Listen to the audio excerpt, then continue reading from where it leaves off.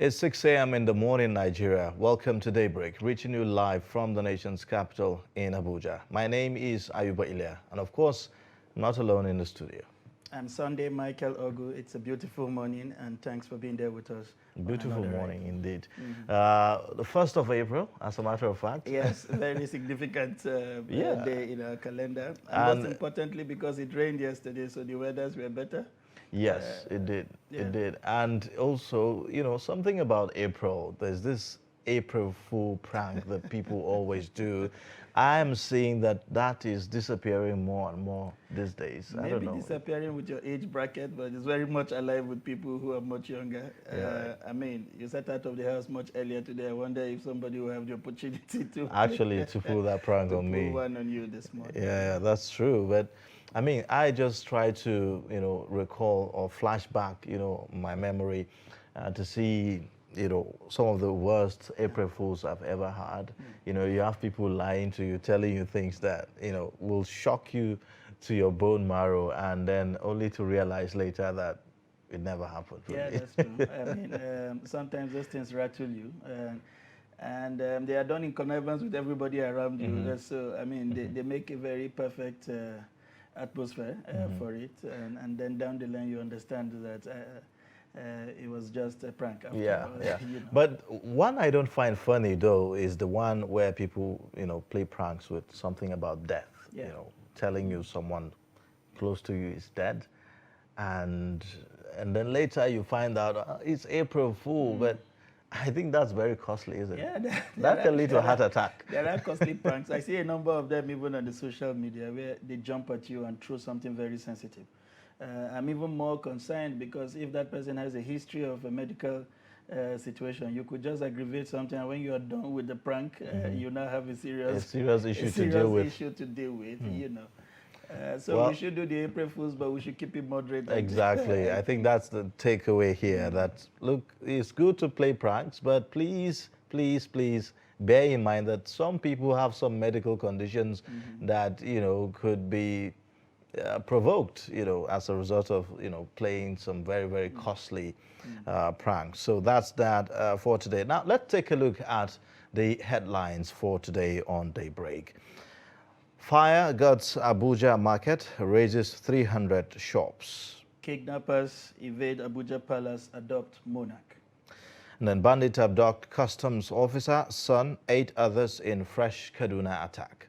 Let's now delve into the news highlights. And the news highlights today, an early morning fire outbreak has burnt down Karamo market on the outskirts of the federal capital, Abuja. Now, property worth millions of naira was lost in the inferno, which was said to have started around 12:20 a.m. The market traders leader Murtala Ibrahim said about 300 makeshift shops were destroyed by the fire before it was brought under control, and around 2 a.m. by combined efforts of the firefighters from the government's agencies and companies. He said the fire started from a shop where drinks were sold and extended to various sections of the market. Daily Trust reports that a similar incident occurred in the market last October, but a trader, Shehu Ahmed, said Wednesday's incident was worse as the fire raged till 5 a.m. before it was put out. The traditional ruler of Bokpe community in Kwali Area Council of the Federal Capital Territory, His Royal Highness Alhaji Hassan Shamidoji, has been adopted. The monarch's brother, who is the chief imam of the community central mosque, Malam Jibril Gimba, confirmed this to Daily Trust. He said the incident happened around 9:32 p.m. on Wednesday. He said the monarch, who was seated in front of his palace, taking fresh air, was weeks away at gunpoint. Gimba, who said the abductors of the monarch had not made any contact with the family, said the attack was a third in the community. He said hours after the abduction, some policemen visited the community, but later left. Well, another story about a customs officer, Mawia Gambo Turaki, and 9 others have been abducted in Kofaragayan, low-cost Zaria, Kaduna State. Bandits were said to have invaded the area around 9 p.m. on Wednesday. This is the second time bandits will invade Kofaragayan, low-cost, and abduct people. Sometime last year, the bandits invaded the neighborhood and abducted the wife of another customs officer and a woman, but released them after 15 million naira ransom was paid. Confirming the incident to Daily Trust, the ward head of the area, Muhammadu Nazifi, said that those kidnapped include his son, Jamalu Mawiya Gamboturaki, a customs officer who arrived home from his duty post just the previous day, and his son Khalifa. Now, on this report, Daily Trust correspondent in Zaria, Kaduna State, Abubakar Muhammad, will be joining us later to give us an update on that. But it's quite shocking, really, the trends that we are seeing. Of course, abduction is no longer, I mean, it's becoming a norm, you know, in our society today, and it's really quite unfortunate. But having it happen the same, you know, location, the same place twice, you know, it kind of raises a lot of questions about, you know, the people in the area and probably some kind of connivance, you know, and collaboration with these bandits. That's absolute. I mean, you begin to wonder what lessons were learned when the first one happened, and then the second, and perhaps the third. It does appear that things happen. We just mourn about them. We don't learn early lessons about what had happened or how to mitigate future reoccurrence, and basically we just move on. This is what these reports are happening. Just about everywhere in Kaduna, what you are seeing is that they probably had showed up there before somehow, and the report, the attacks seem to be taking a similar pattern, and that leaves a room for a lot of worry. Yeah. It only means that we need to do more in terms of intelligence, and even as, you know, people living in these communities, we all have a role to play by being vigilant and providing necessary information that would lead to the arrest of some of these culprits. Now, let's take a breather, and then when we come back, we'll take a look at, you know, other reports on Daybreak this morning. This is Trust TV, documenting the Nigerian story.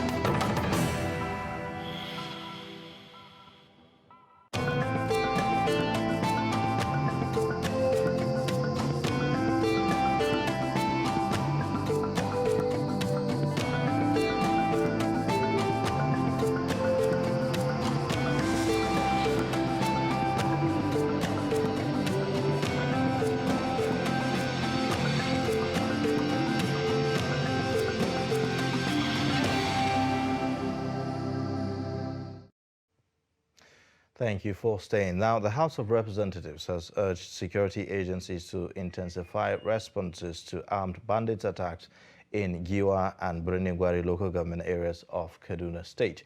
This followed adoption of a motion moved under matters of urgent public importance by Shehu Balarabe from Kaduna State on attacks on communities in his constituency, where more than 117 have been killed and 130 abducted and valuables stolen.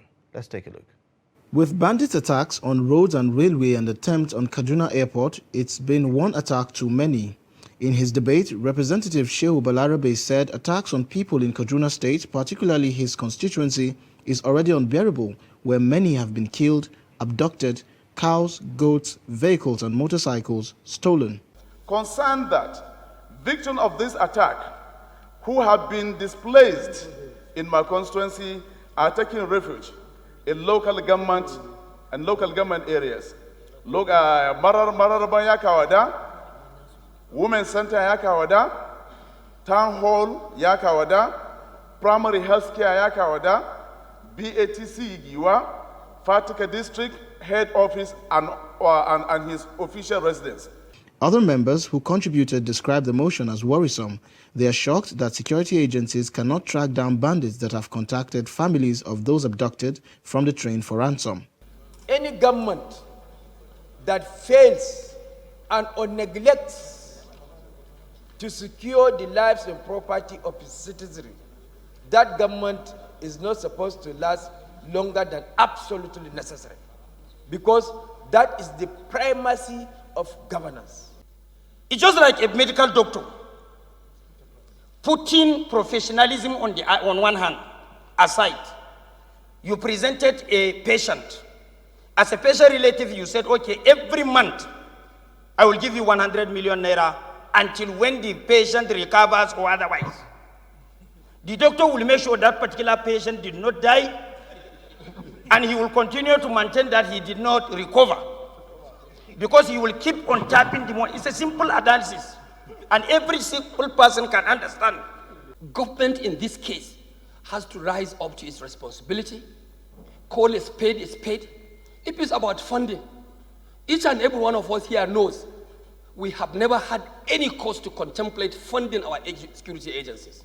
And I believe our relevant committees are following up in terms of implementation of such fundings through our budgets, through their oversight processes. Then why things should continue this way?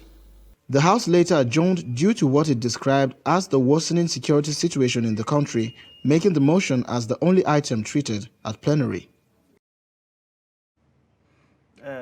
It's a special day in our calendars, as we said earlier at the beginning of the show. At this point, let us take a look at the historical events that happened on this special day in the time past. Stay with us.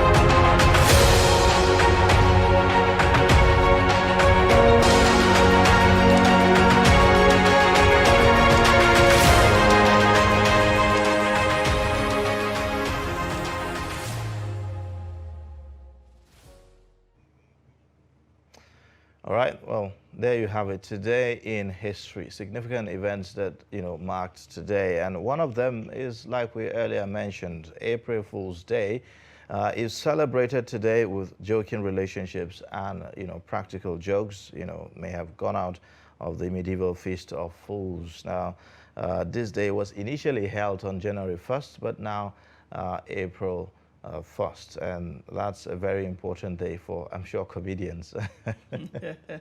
Yes, we have comedians in our little corners and in little spaces, even among families. You have people that will make sure that they take advantage of this day. People sometimes will take advantage of this day and get things like money, gifts, and other stuffs like that. And even make promises they renege on under the guise that they were made on a day where you are not supposed to keep promises. It will be interesting, I'm sure, later in the day, the social media space will be flooded with how a lot of people fell prey. And I wonder what happens when the person you are, fooling, quote unquote, ends up, discovering that you were it wasn't true, what you were saying. So what happens to whatever has been taken from that person? I think there is an unwritten understanding that whatever happens to you today is forgiven. Somehow, some other people have it as a convention that once it's 12 noon, whatever gimmicks you come up with no longer applies. But let's see how that pans out today for a number of persons who are not conscious that it's a new month. Yeah.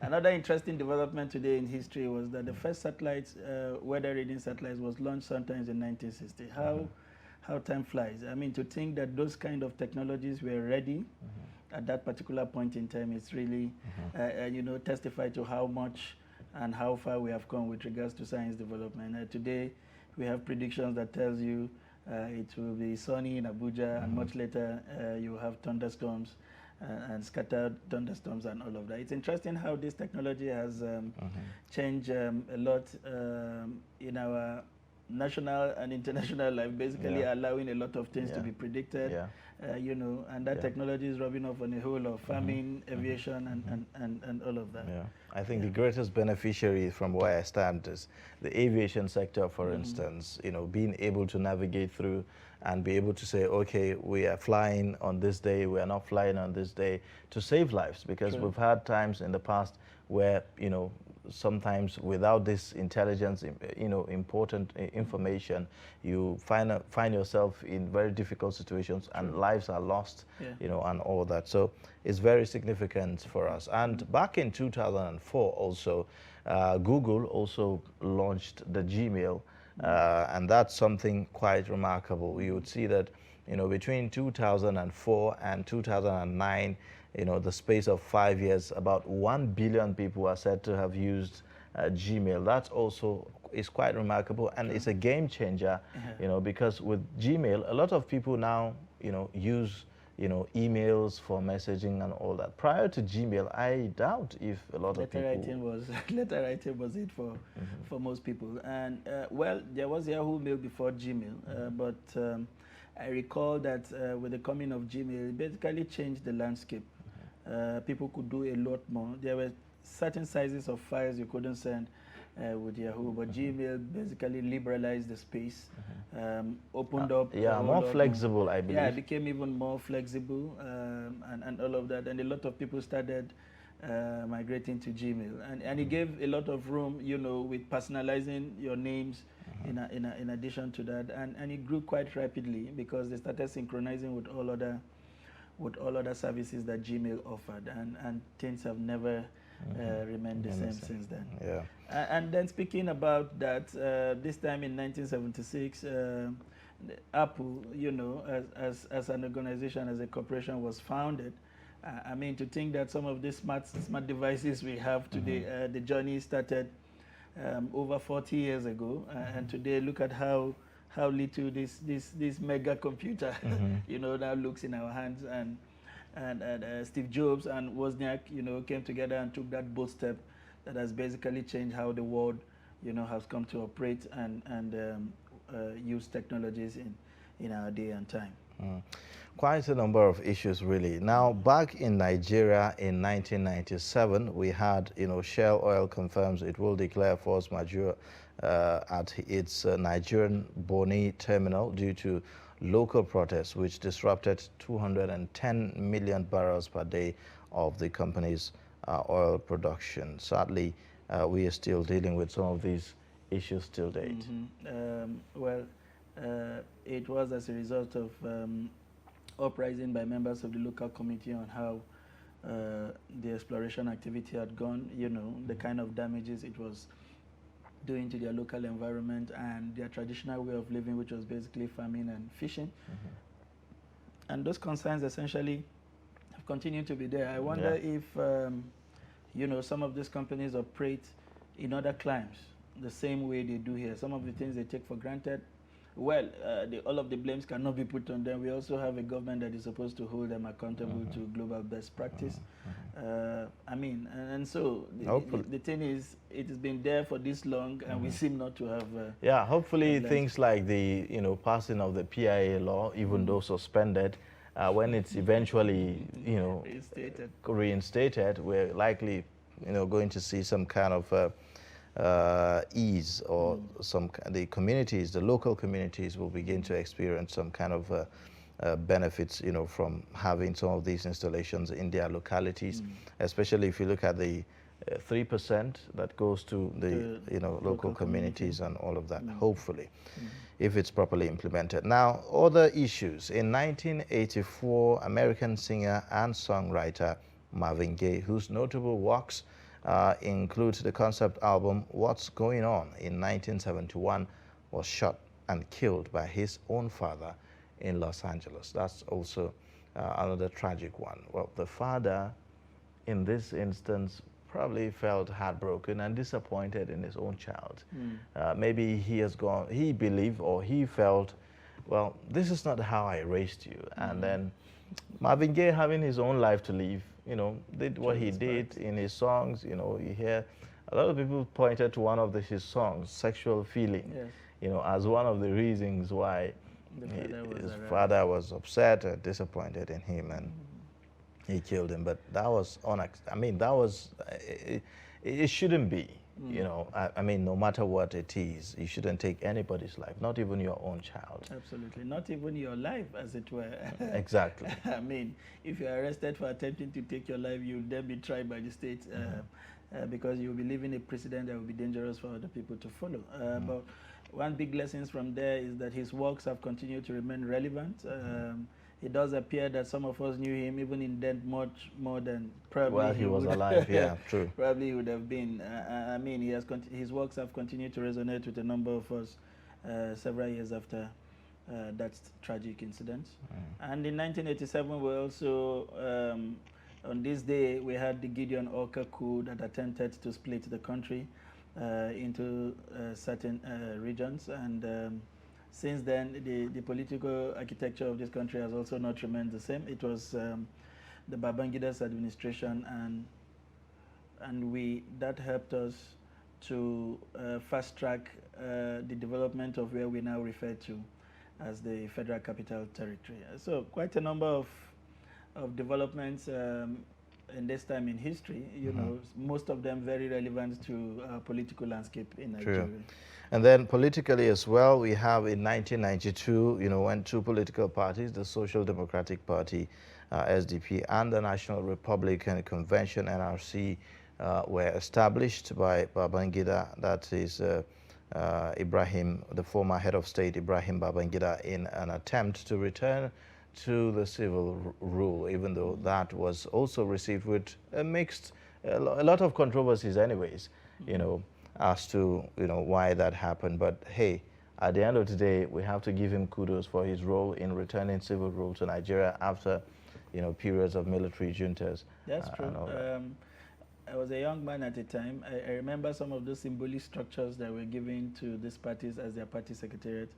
And, they were well planned, because every single local government you go to in this country, you still find those structures standing. Some have become police stations. I see some today as the Center for National Open University. The structures have continued to endure because, what they had, perhaps what the plan was to have a structure that would endure. And people up to this date with multi-party practice in Nigeria still continue to wish that we had only two. Maybe the competitions would have been more fierce, with the options that are available for the parties to provide candidates. We are not sure which of them would have worked better for us, but as a democracy, the argument is always to leave the space open for as many people that would aspire. But that was a significant journey to where we are today, and it has continued to feature in our landscape for the records of those who will come much after us. All right. Now, in 1905, the British East African Protectorate becomes colony of Kenya. That's also one significant event. In 1977, we have the attempt for Muslim state in Chad, which failed.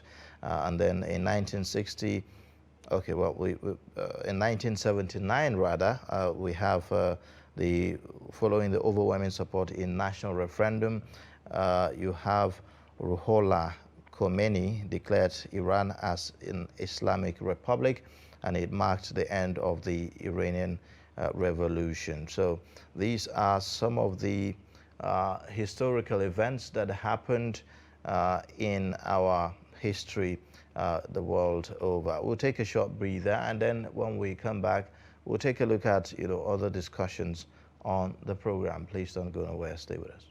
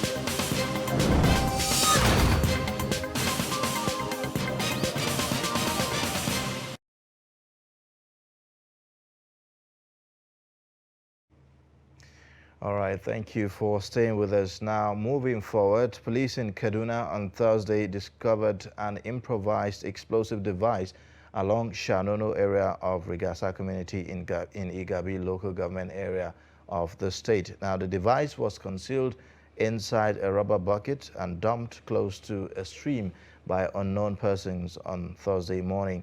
A resident of the area, Tijani Haruna Shehu, told Trust TV that the rubber bucket was sealed with sellotape, making people nearby suspicious.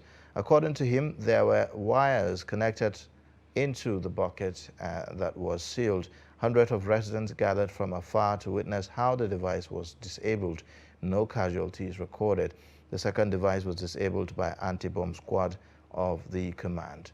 Let's take a look. When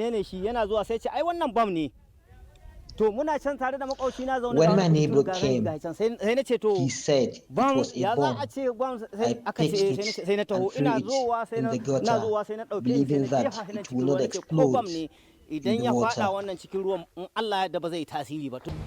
We were at home when we heard that there was a bomb outside. We all vacated our houses, and later the community informed security agencies. We were so scared, we left our houses for shelter. The security all asked us to leave our houses because it was about to explode. I was coming at about 9:23 a.m. this morning. I now saw women with children running from the community called Kona Shanono in Regasa area. So I have to stop and ask what is happening. And one woman was narrated to me that they saw bomb in their area. That is why the security personnel asked them to vacate. Well, quite a scare there, if you ask me. Now, let's get perspectives on this. To discuss this issue, we have joined us via telephone Patrick Agbamu, who is a security expert, to talk to us, about this recent happenings. Good morning. Thank you for joining us on Daybreak. Yeah, good morning. Well, the week has been a very long one, isn't it? If you look at some of the stories that we are getting, especially from the axis of the northwestern part of the country, Kaduna, the train attack, Rigasa, and then you have this happening in Igabi local government. Perhaps a leftover, left by the bandits. What do you think? Yeah, it is sad that these things are happening. Well, it tells the time we are in Nigeria, that some criminals have decided to make life unbearable for law-abiding citizens by any means possible. Nigerians never thought it would happen, but some of us did say that it's just a matter of time for these bad boys to up their game. Sadly, they did by attacking a train. This is the first major incident of such in Nigeria, and it's quite sad that it had to happen. Thank you, Patrick. One begins to wonder when we say it was only a matter of time. We know from reports now that there were several intelligence reports suggesting that it was going to get to this side. What would you say was the problem between, offering those intelligence and really acting on them? Where does this failure, where do we situate the failure to act by our security agencies? I have also said most of the time, if you follow my comments, 60% of security is that of the people, the community, not security agencies.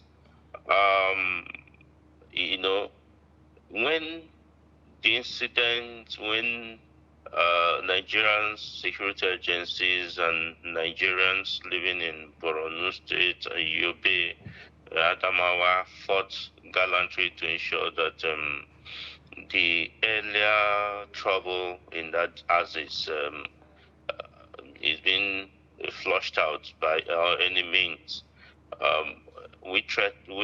we said that one, there's going to be migration of these towards this north west and north central, and it demands a concerted effort by all.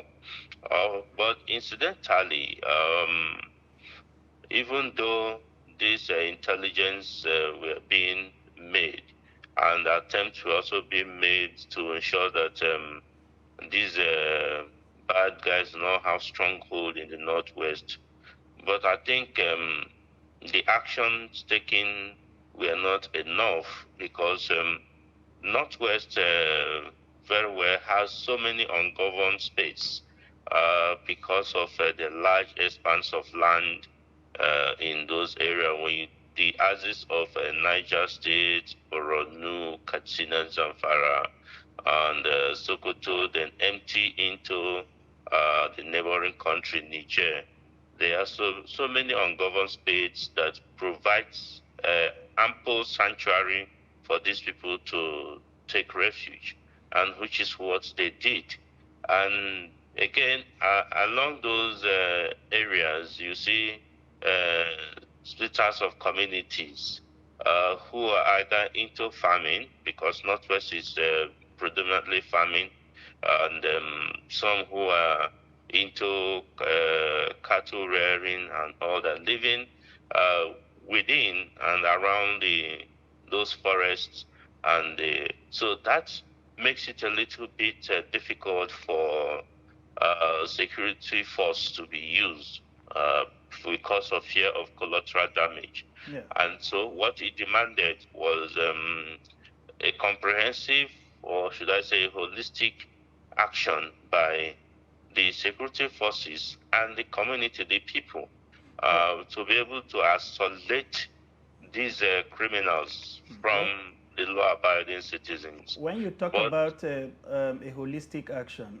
in very specific terms, are you talking about an arrangement that will allow an interface between our own security forces and maybe what we have today as the local security networks of vigilante and the rest, in the face of the argument for and against the state police and all of that? What in specific should we do? Because like you rightly mentioned, there were suggestions that if they are dislodged from one place, they will move on to another place. If the next community is unprepared for whatever is coming to them, then it simply then means that we would have this terror basically migrate from one community to the other. What kind of holistic approach are you looking at, as a template? As a template, I had also said that Kano and Jigawa states should be taken into consideration as two states that has ensured the people, not the security forces primarily now, the people has resolved that we will not allow any of our lands or communities to be taken by these criminals. The willpower, not by vigilante, not by forming state police or whatever, but the people making quick response to incidents that they think it's strange to their communities. Most of the communities live a close-knitted lifestyle, but because some people within these communities have put some fears in these communities, in some communities in that Niger State, Kaduna State, Katsina, and Sokoto, and Zamfara. Now, these communities, some of the citizens are afraid. They are doing businesses together. That is one thing that encourages what we call war crime, when people transact business with criminals within their communities or around their communities, it's always very, very difficult to get this crime off. That is the biggest problem. It's not about state police. It's not about when you talk about policing is not about just wearing uniform, but having to give credible intelligence and having to say no to having strange forces come into your community and do business with you. Because I cited earlier Kano State and Jigawa State. Most of the communities there, I have visited them, rural communities we'll be able to quickly notify the law enforcement agencies that we're having strange movements around us. And somehow it has worked because there's close community policing system in those areas. We had advocated this similar to the other states before now, but it seems that the people believe that the law enforcement agencies should be the ones to do this, which they cannot. Okay, okay, Mr. Patrick, you know, the thing is that, you know, it's one thing to provide intelligence and it's another for the security agencies to act on it. So you find situations where the people in the community, you know, called on security agencies to report suspicious movements. But again, you find deployment and, you know, immediate response, you know, of the security officials becomes a problem. So you find communities, you know, losing confidence in the security agencies, and, you know, at the end of the day, you know, it backfires on them. So how can we, you know, restore confidence in the people living in those communities? Look at this, I just gave an instance. What happened in these communities? I know there was a case in Kano State, for instance, where a woman sighted some children seated in a vehicle, and what this woman did was that she must report, and she was able to tell one of the community elders, look at that vehicle I'm sighting somewhere. It's strange, and there are about, I can sight some children in there. Some of them are crying. And because time is of essence when you want to report a crime, and because these criminals don't want to be caught, and speed was taken to alert the security agencies. I want to tell you that it's not now, where in those days it may have been possible, but not now that security agencies will get information, timely information, and will not want to respond. Yes, there are challenges when we talk about response now, challenges of logistics, the terrain of the areas where these incidents are. How fast or how quickly did information get to these security forces? Some of these communities may not have daily communication system to be able to get to the information to get earlier on time. And time is of essence when you talk about security. Okay, now look at the most recent incident here, the Kaduna-Abuja train attack. You know, from the reports that we are getting, the security officials did not, you know, come to the scene of the attack until about 2 hours later. So, I mean, you wonder, you know, we have helicopters, for instance, because, yeah, one of the points that the Minister of Transportation was making is about the deployment, the need to deploy, you know, helicopters, drones, and all of that to secure these rail lines and all of that. So, but you wonder what happens, you know, between the time that the attack took place, you know, the time that it took for them to get information and for them, you know, to respond swiftly to that.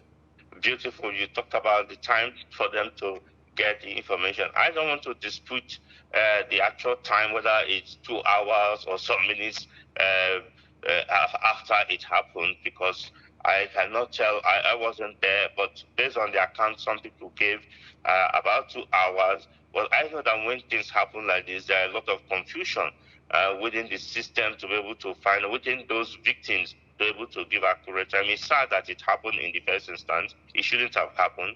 But what you should know again about security deployment is that when you get a call for emergency, you don't just immediately rush in there. There is what we call, there is need to do your recce, to be able to find out what is the caliber of the situation you are going to face, and what are you going to deploy, so that you will not also have more collateral damage. Now, in this situation, for the efforts of our helicopter to get to those areas, mind you that the aircraft, no helicopter that was following the railway, and the railway corporation itself do not have an aircraft attached to its system. So there is need, from information, what happened was that information was pass across to the security agencies through diverse means. Third-party connection. There was no direct communication to a particular base or a particular team to quickly respond. And information we gathered was that in itself is a problem, isn't it? For an agency like the Railway Corporation, yes. One would expect that there should be some kind of swift communication between the railway and the nearest security outpost there. But I'm not sure if that happened. Probably it's from within the passengers. Maybe from within the passengers, they are the ones maybe putting call through, to their families, and then maybe people they know to say, oh, we've been attacked and all of that. Yes, that didn't happen. There was no direct communication to a security base. Rather, communications were made to officials of Kaduna State government. Official calls were made to the military, to the Air Force and the Army. And before that call can go down to those who are going to act, there will be time lapse. And before you're able to, the location where this happened is not an easy access, so to say. And so it's going to take a lot of time. And that was why the Minister for Transport did say there's need for the railway to have its own security team available to be able to monitor all the rail lines in any way possible, technology, physical, or any situation, so that even the trains could also be monitored from their stations, take-off stations and arrival points, to be able to find out if there are anything stopping the train or affecting the lines and all that. There are technologies that could be deployed, but again, security is very expensive. And like the minister did say that there's an attempt to do this, but it was blocked and all that, because in Nigeria we had taken that security is not very important. Now it's happening, and there's fire brigade approach. But initially, if nothing happens, we think that is not important. There are other competing challenges, and that is the issue. I believe that ab initio funding, when these things were planned, the railway line, there should have been security built into it. Not just having, because I know that I followed the train several times. I followed it last week. I know that there's security presence, armed men inside the train as it moves. But we should know that with the situation we're having, and some of the areas where these trains are passing are very isolated, that these are places that could provide opportunity for these people to strike. But like the minister said, attempts were being made about getting an integrated security system, but no positive response came out of it. It's sad that this is happening, but again, I think that we should not be devilish for now. Let us move ahead and ensure that it doesn't happen again, because we could be talking about this and others will happen somewhere else. Thank God, like the report you gave, the unexpended explosive that was discovered. Thank God it was discovered on time. Nobody knows the intention, whether it's to also carry out another attack, another incident. But thank God it was discovered. I think we need to be able to find out where possible has been the missing link, because these people will continue to plan. They will continue to carry out these acts until they are all being flushed out, until we all, both the security forces and the communities, the people, said no, that we must not allow this to continue. Until then, it's sad that it may continue. Thank you very much, Mr. Patrick, for providing this perspective, and we hope that all that are concerned to make our environment safer for people to go about their livelihood are listening, and they will do all that is needful to act on some of these intelligence and advices that are provided to secure this country and allow everybody go about its daily business. Thank you again, and have a good day. Thank you for doing this, because your medium is helping to sensitize people about what to do, and security agencies. I truly appreciate what you're doing. Thank you very much. Yeah. Up next on Trust TV, it's a report on our daily hustle. We take a look at how small businesses and individuals, with their ingenuity, are standing up to the economic headwinds and making a living for themselves.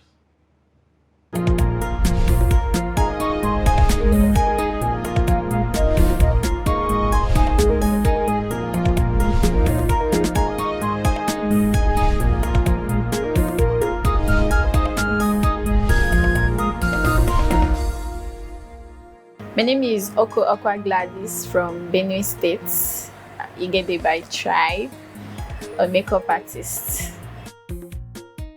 I started the business 2019 officially. I launched in 2018, but it was late 2018, so I started officially 2019. And what attracted me to it was I had an auntie, she's late anyways, she's a makeup artist, and she was always encouraging me to pick up a handwork, something that I can learn and I'll be able to help others with. So I thought to myself that, okay, why not go for makeup since it's something that is recreative. So I started makeup, and ever since I've been enjoying it, something I love, I have passion for it. And I've also imparted into others, a lot of girls, both boys and girls, and it's really helpful, I won't lie. And there are challenges in it when it comes to relating with customers. You get to see some customers, they'll tell you, do this, don't do this, do this, don't do this. And there are some that they'll be very rude to you. But one thing they don't know is that you're rendering service to them while they pay for it. Those are one of those things. But anyways, so far so good. I've been able to support my family members. I have a younger brother in school, which by God's grace I've been the one training him, and it's been good. This is something that if as a young person, a guy or a girl, if you put your mind in it, you put your interest in it, you make it. I'm still upcoming, though I'm not where I want to be yet, but with time I know that I'll get to where I want to be. And I see myself becoming one of the best in this field, and that is it. So I encourage and urge younger ones, people that are still coming out of secondary school, instead of just sitting at home not doing anything, I advise to take a lesson, pick up something. It mustn't be makeup, can be anything but not makeup. Maybe hairdressing, anything. It's one of those things. I feel it will help, especially now that the country is not really good.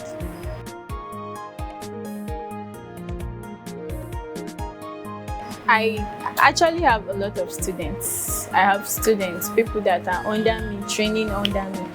Earlier, I had a student working with me, and she went for outside job. That's why she's not here right now. So I think with that, it's enough for you to know that you need a handwork for you to make a living now in Nigeria. I'm the 4th out of 8. It's not really easy, but I thank God. Having elder ones that need to cater for their family and all. And here I am, I need to take care of myself and still have to cater for the family as well. I would say the government should provide a more conducive environment for learning, and the school fees shouldn't be that high for people like us to be able to afford it. I feel the government should provide incentives for entrepreneurs like us, for us to be able to meet up and also work harder and all.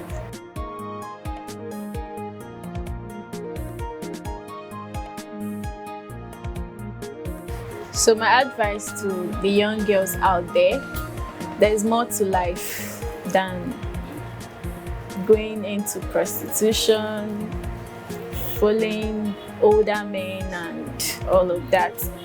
And my advice to you is pick up a skill.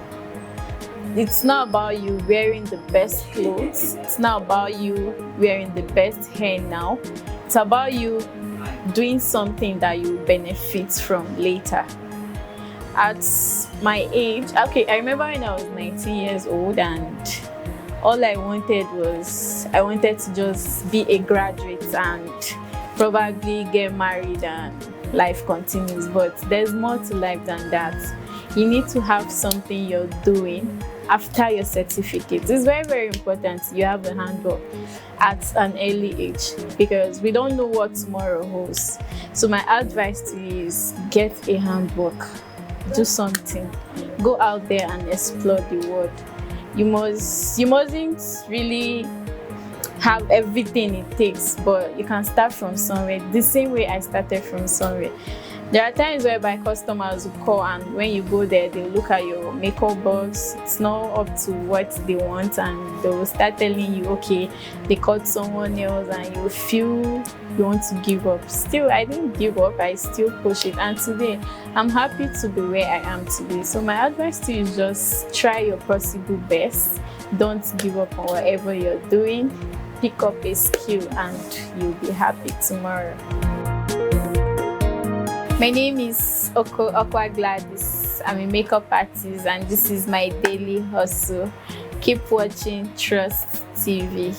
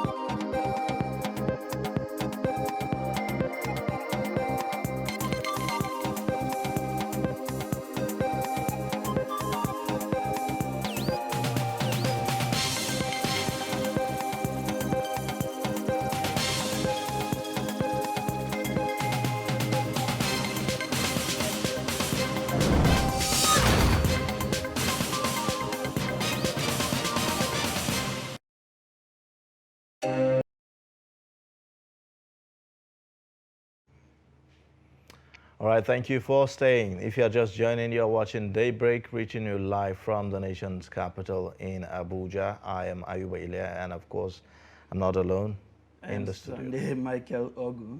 Thanks for having you join us this morning. Again, let's take a look at the headlines this morning. Fire guts Abuja market, raises 300 shops. Kidnappers invade Abuja Palace, adopt monarch. Bandits abduct customs officer, son, and 8 others in fresh Kaduna attack. Let us now dive into the news highlights. And on the news highlights, an early morning fire outbreak has burnt down Karmo Market on the outskirts of the Federal Capital Territory, Abuja. Property worth millions of naira was lost in the inferno, which was said to have started around 12:20 a.m. The market traders leader, Murtala Ibrahim, said about 300 makeshift shops were destroyed by the fire before it was brought under control around 2 a.m. by combined efforts of the firefighters from the government's agencies and companies. He said the fire started from a shop where drinks were sold and extended to various sections of the market. Daily Trust reports that a similar incident occurred in the market last October, but a trader, Shehu Ahmed, said Wednesday's incident was worse as the fire raged till 5 a.m. before it was put out. The traditional ruler of Bokpe community in Kwali Area Council of the Federal Capital Territory, His Royal Highness Alhaji Hassan Shamidoji, has been adopted. The monarch's brother, who is the chief imam of the community central mosque, Malam Jibril Gimba, confirmed the report to Trust TV. He said the incident happened around 9:30 p.m. on Wednesday.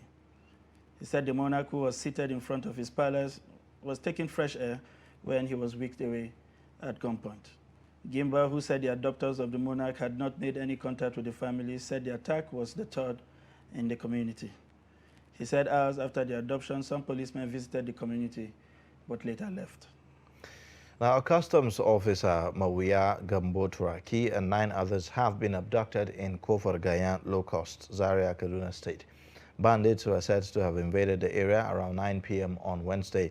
This is the second time bandits will invade Kofar Gayan, Low Cost, and abduct people. Sometime last year, the bandits invaded the neighborhood and abducted the wife of another customs officer and a woman, but released them after 15 million naira ransom was paid. Now, confirming the incident to Daily Trust, the ward head of the area, Muhammadu Dazifi, said that those kidnapped include his son, Jamalu Mawia Gambo Turaki, a customs officer who arrived home from his duty post just the previous day, and his son Khalifa. Now, we'll take a look at other reports now. We have this story about the 2 presidential aspirants of the People's Democratic Party who are at loggerheads over, zoning and whether or not the party should depend on that to produce the next flag bearer of the party in the 2023 presidential election. And talking about Sokoto State Governor Aminu Tambuwal and also the former Senate President Pius Ayim. Let's take a look at that report as put together by Abubakar Abdullahi. Okay, we'll bring you that report subsequently in the course of the program. Now, let's take a look at the news, the dailies on the daybreak, but shortly after this breather. Please stay. But in a situation where you find that a person look like the same, not necessarily tribal or regional. I have said that.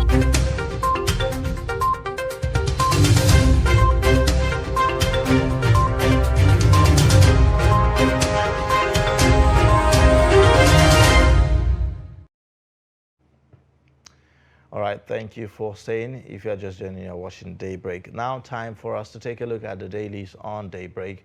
And we have Nuruddin Abdullah, the editor of 21st Century Chronicle, in the studio to give us perspectives on some of the stories on our front pages. Good morning, and thank you for joining. Good morning. All right.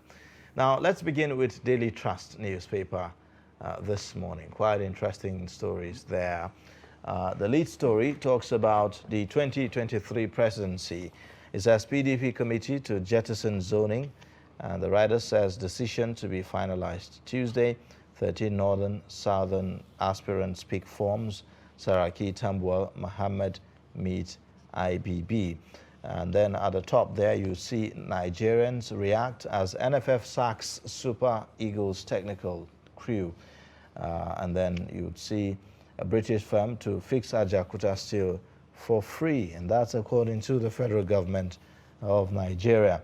The pictorial there shows you the visits of the President of Niger Republic, Mohamed Bazoum, at the presidential villa yesterday with President Muhammadu Buhari.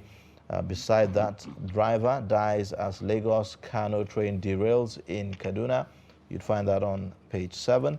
Defection, Kwara Assembly declares loyalist seat vacant, and that's on page 12 of Daily Trust newspaper.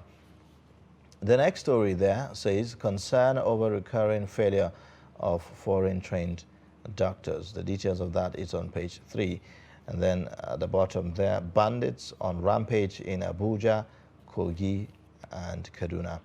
The writer says kill 11, abduct customs officer, others in Zaria. Kaduna city residents jittery after bomb discovery. These are some of the stories on the front page of Daily Trust newspaper this morning. Now, quite interesting stories, really.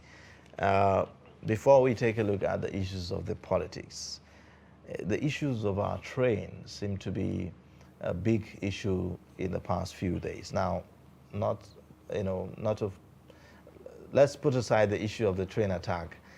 Now we are also seeing that the train is derailing, and it's happening in the same Kaduna, as a result of the vandalism that is going on.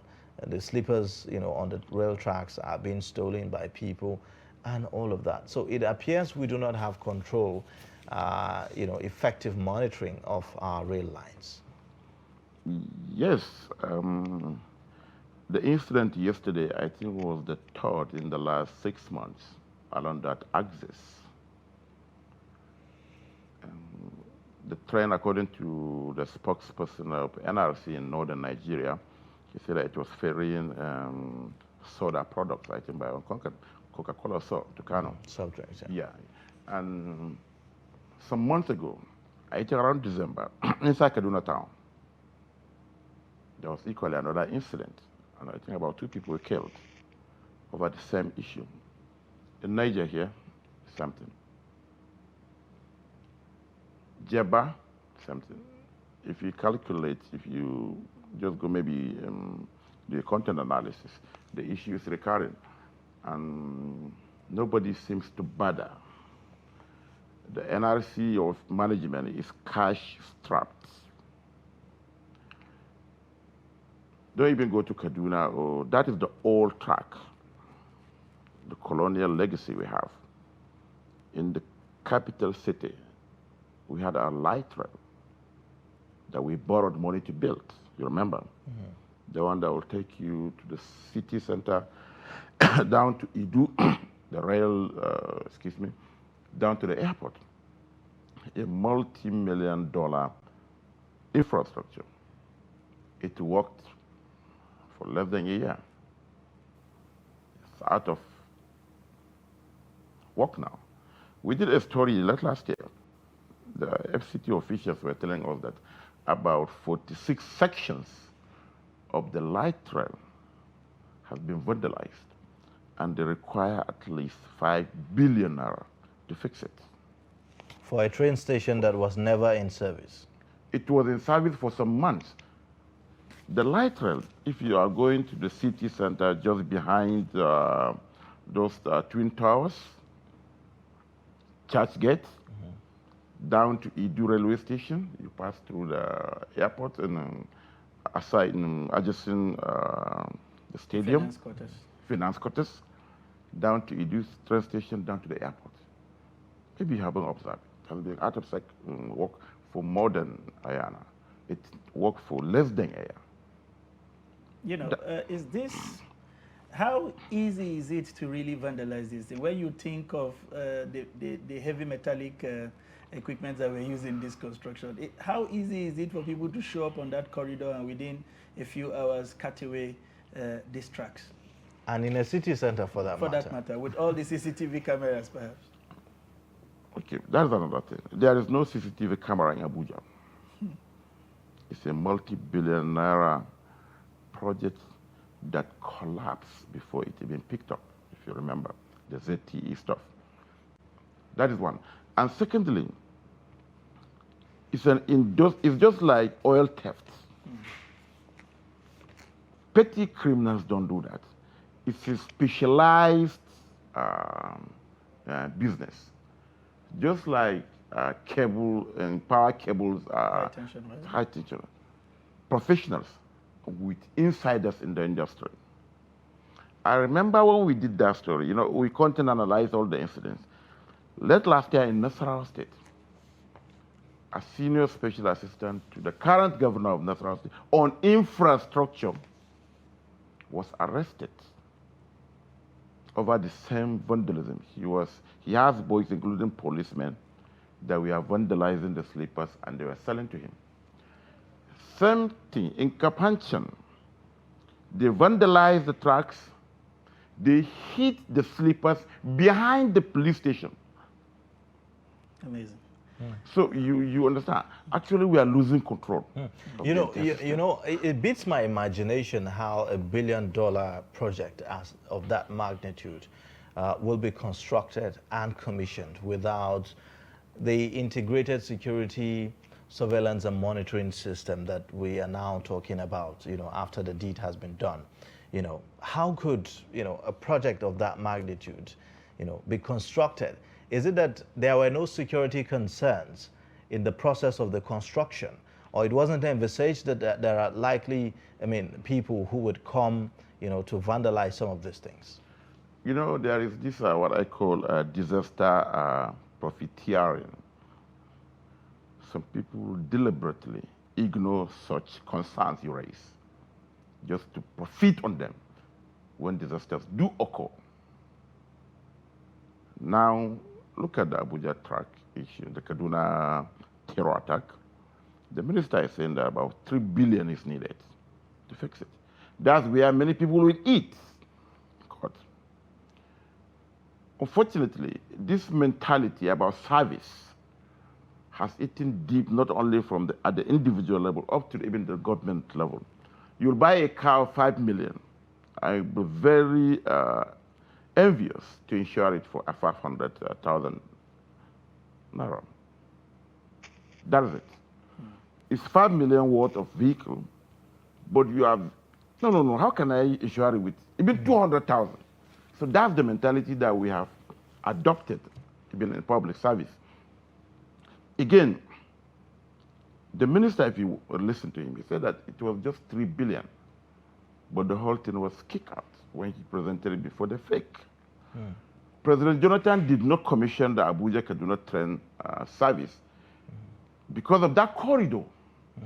So now we are also seeing, new revelations, about that request and the claim by the Minister of Transportation, about that request that he made, the 3 billion naira request for the installation of this surveillance system in place. And the information is that the minister was recommending the $3.7 billion worth of contract to be given to a company that has no track record, which is one of the reasons why it was rejected by the Federal Executive Council. And that because they do not have track record, the Federal Executive Council felt, well, they cannot. And that there was lack of detail as to the capacity of the system that the minister is requesting to be installed for that purpose. So, when you hear this, sides of argument as well, where does that leave us? Just look at it. If you follow, I've been following the Abuja-Kaduna since it was commissioned. I missed only a few instances. Integrated surveillance is grammar. And when our politicians are blowing grammar, what this simply means, they want to eat. The Chinese that build these trucks, they have the technology. Why can't you integrate it into the contract? So what happened to Kaduna-Abuja train, the two attacks, the October and the this week attack? It means that can happen equally to the Lagos-Ibadan standard gauge train service. So you borrow money to build that multi-billion dollar infrastructure without talking about the security concern. Let us leave that at that point, especially given that it's a recurring development, and I'm sure we will have the opportunity to drill down on how not to execute a contract in Nigeria. But if you look at, still staying with the Daily Trust, this major report, which appears to be the second lead on the paper, bandits on rampage in Abuja, Kogi, Kaduna, kill 11, adopt custom officer orders in Zaria, Kaduna city resident Jetri after bomb attack. What is painful about this report is the fact that the communities that were hit have been hit before and again. What does this suggest about our security architecture and learning from previous attacks? The way our security architecture works, sometimes you wonder. Yeah, I am not a security man. Yes, I don't have those intelligence that some people are being paid to gather intelligence. Some people are being paid to process those intelligence. And some people are being paid to recommend actions to be taken. immediate, medium, or long term. And these people are trained. We spend so much on them. It has to do with the political will. It has been my stance that because, Mr. Sunday, you are given this responsibility and you refuse to execute it, and you stay put because there is no consequence. That is it. Nobody was punished yet, has been punished because of this. It can happen in other countries. It can happen in other countries. But because nepotism, crass corruption, and disaster profiteering, like I told you, is what goes around. The president met with the services, and even the media has been doing it to believe that the Tuesday meeting was a routine meeting. Nothing special about it. It was a routine meeting, just like the fake on Wednesdays. You mentioned from January to date, how many attacks were conducted within Zaria metropolis? Wusasa, that place, and what have you. Count. You know, you said you are not a security expert, but let me attempt to make you psychoanalyze what happens at the security meeting. How do you show up as somebody who has a mandate to protect a place every time there is an attack? What do you think they go to tell the president, essentially?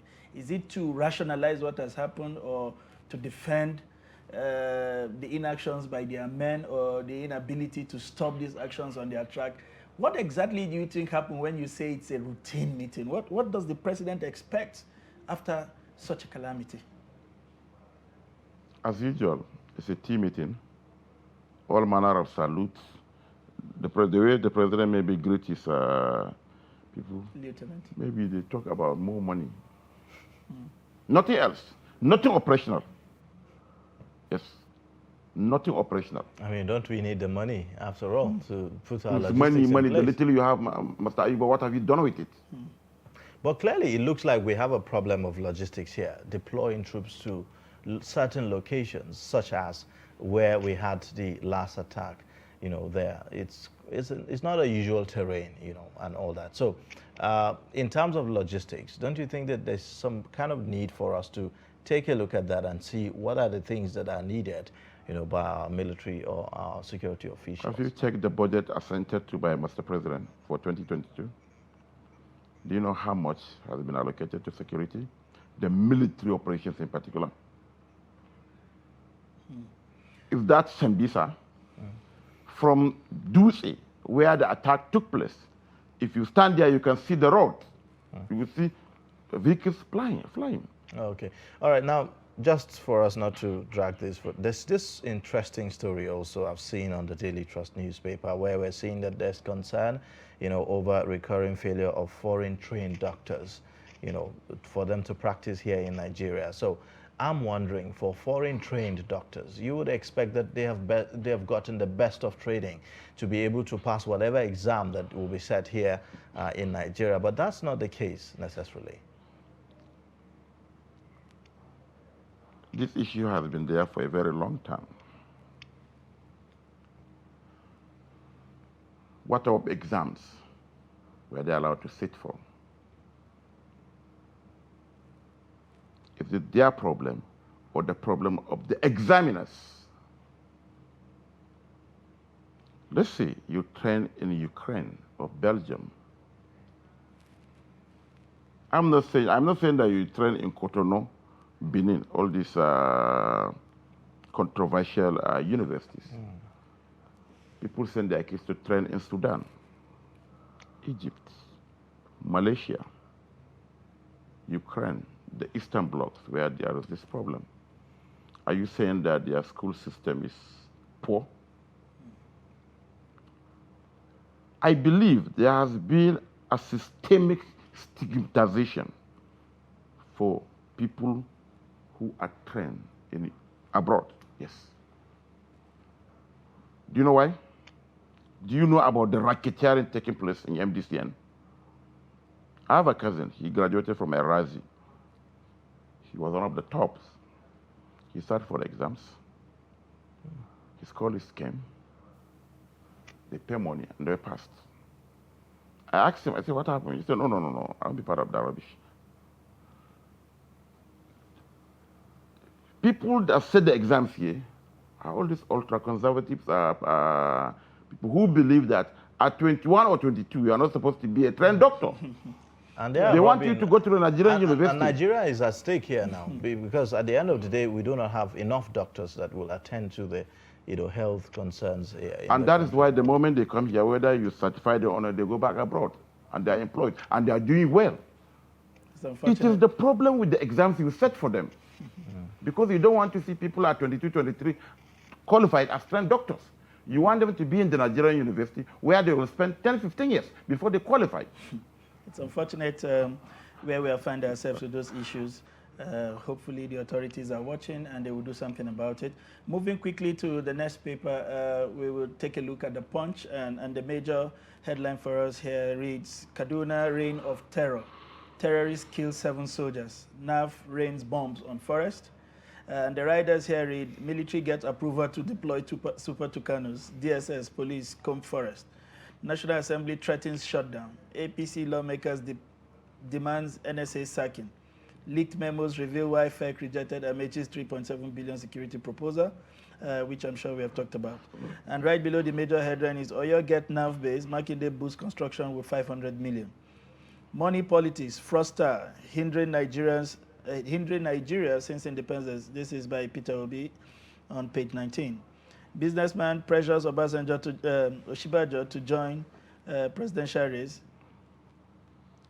Getting impatient. Page 18, you will find that story. And soldiers crying for help in viral videos absconded in battle, says the army on page 9. Looking at this major story, one that gets me a bit worried is one of the riders that says military gets approval to deploy Super Tucanos. One would wonder, why did we spend so much to bring these things and have them on display? And we had some of our colleagues even undertake a tour of this equipment, and they told us all stories about how this would be, this would change the narrative in the fight against the soldiers. What kind of approvals exactly are they getting? A special kind of approval? I mean, in any case, that sounds like a cliche to me, because I've heard that story these before. These approvals have, this kind of seems to come and stop somewhere, and then you have to get another approval. What kind of approval do you need to deploy the Super Tucanos? I always use this caveat, Mr. Sunday. I am not a security expert, but as an observer, as a journalist, just imagine. From day one, you mentioned something. I met you went to Kaduna crying, blah, blah, blah, blah, blah. And look at what happened. It was apparently a selfish mission. Yes. And the people in the presidency, thankfully, observed it and they blocked it. Now, even this acquisition of these Tucanos, or is it Super Tucanos that you're talking about? We did the right equipment to address our security challenges. I am not a security expert, but I have interviewed and listened to security experts talking. The recent one was Colonel Lengiwa Umar, a retired officer, celebrated officer during his time. He said, what you need is not Tucano, it's gunships. Reconnaissance and gunships. Less collateral damage. We saw what happened the 6 weeks that the Jonathan administration postponed the elections. These were the equipment they used. Gunship choppers, they were told that they were even armored. They liberated 14 out of 17 local governments under Boko Haram in 6 weeks. At a time, I was even talking about even quality. Your pilots were crashing these machines, multi-million-dollar machines. We have to bring Ukrainians. Unfortunately, now they are at war. South Africa's mercenaries, right? And they clean up the place. If it involves bringing even devils, not angels, to clear this mess, let the president, as the commander-in-chief, please do it. Our security system has failed. All right, let's take a look at... That's it. Let's take a look at other papers. The Nation newspaper leads with the story that says fears mount over 136 people on attacked Abuja Kaduna train. Of course, it's one of the stories that we've been looking at since the beginning of the week. It says they can't be contacted, says NRC. Terrorists phone 5 hostages' families. Angry reps pass vote of no confidence in security chiefs. And then you also have another rider there says, okay, it says police defuse IED at train station, panic in FCT Kaduna Abuja Road. So these are some of the riders to that story, but still the same story that we've been talking about as well. We have 30 days rainfall to pound Lagos this year. That's weather forecast. 300 days rather. You also have gunmen abduct customs official, 9 others in Kaduna. We've seen this in other papers. Let's take a look at the Leadership newspaper. It leads with the story of 2023 presidency. It says Northern PDP aspirants intensify plan to produce next president. You have the riders that says Tambuwal, Bala, Saraki, Hayatuddin take consensus campaign to IBB in Mina. You also have Nigeria's unity, progress more important, says ex-military president. And now also the next one says we can't complete Ajakuta plant before leaving in 2023, and that's according to the federal government. On the other hand, we've heard that British firm is going to fix the Ajakuta steel for free, and that's according to the federal government. So, well, we have these two sides to the story. The Daily Trust is reporting with that, Leadership is reporting with the other. Now, what are your thoughts about, let's talk about the Ajakuta Steel Company, first of all. Ajakuta is like Mambila project. They are campaign projects. You campaign that you're going to fix it, and when you get elected, you look the other way. So say it's an audio project, is it? When the minister was talking, we did this story, I think, last year, early last year, mid of last year. Because when President Buhari visited Russia, they met, not Oslo, there was this place where they did the Olympics in Russia, Yes, exactly. So they met. Bilateral agreement we signed, specifically on Ajakuta. African Exim Bank, based in Cairo, was to provide the financing. A Russian firm will come and fix this thing. Was it December or January? We write on a FOI to the SGF because he hates. So when the president came back here, do you know the time frame they give? 18 months. A presidential panel was set up, headed by the SGF, even though I criticize it. I say AGF is the head of the federal government. Why are you putting him on COVID? Everything SGF, everything SGF. You understand? So we wrote them. Coincidentally, we are to give certain funding. The African Exim Bank based in Cairo will provide the financing. We wrote all the stakeholders. They said that the committee have not done anything as usual. One insider told us that they hardly meet because the SGF was busy with COVID committee. It's more lucrative. Yeah, but I think it is fair to say, according to the explanation of the minister, that well, originally scheduled for 2 months, then COVID happened. We know that everywhere shut down, which was a health emergency. So maybe it's understandable that the SGF heads it just to make sure that somebody at the highest level of government is coordinating. Then they said after COVID, now the Russian-Ukrainian war, they are not even able to make payments to Russia because of the blockages of international financing. Is that not justified, really? No, the reason no. why this should have... Mr. Sunday, I strongly disagree. I laughed when I saw it yesterday. We are journalists. When did the Western countries impose these sanctions on Russia? Is it up to 3 months? No. Lockdown was lifted, so to say, since December. 2020. What happened between January 2021 and December 2021? We wrote the SGF. He referred us to the Ministry of Steel, and no response as I'm talking to you. So what is simply they did it, and it has never been part of the agenda.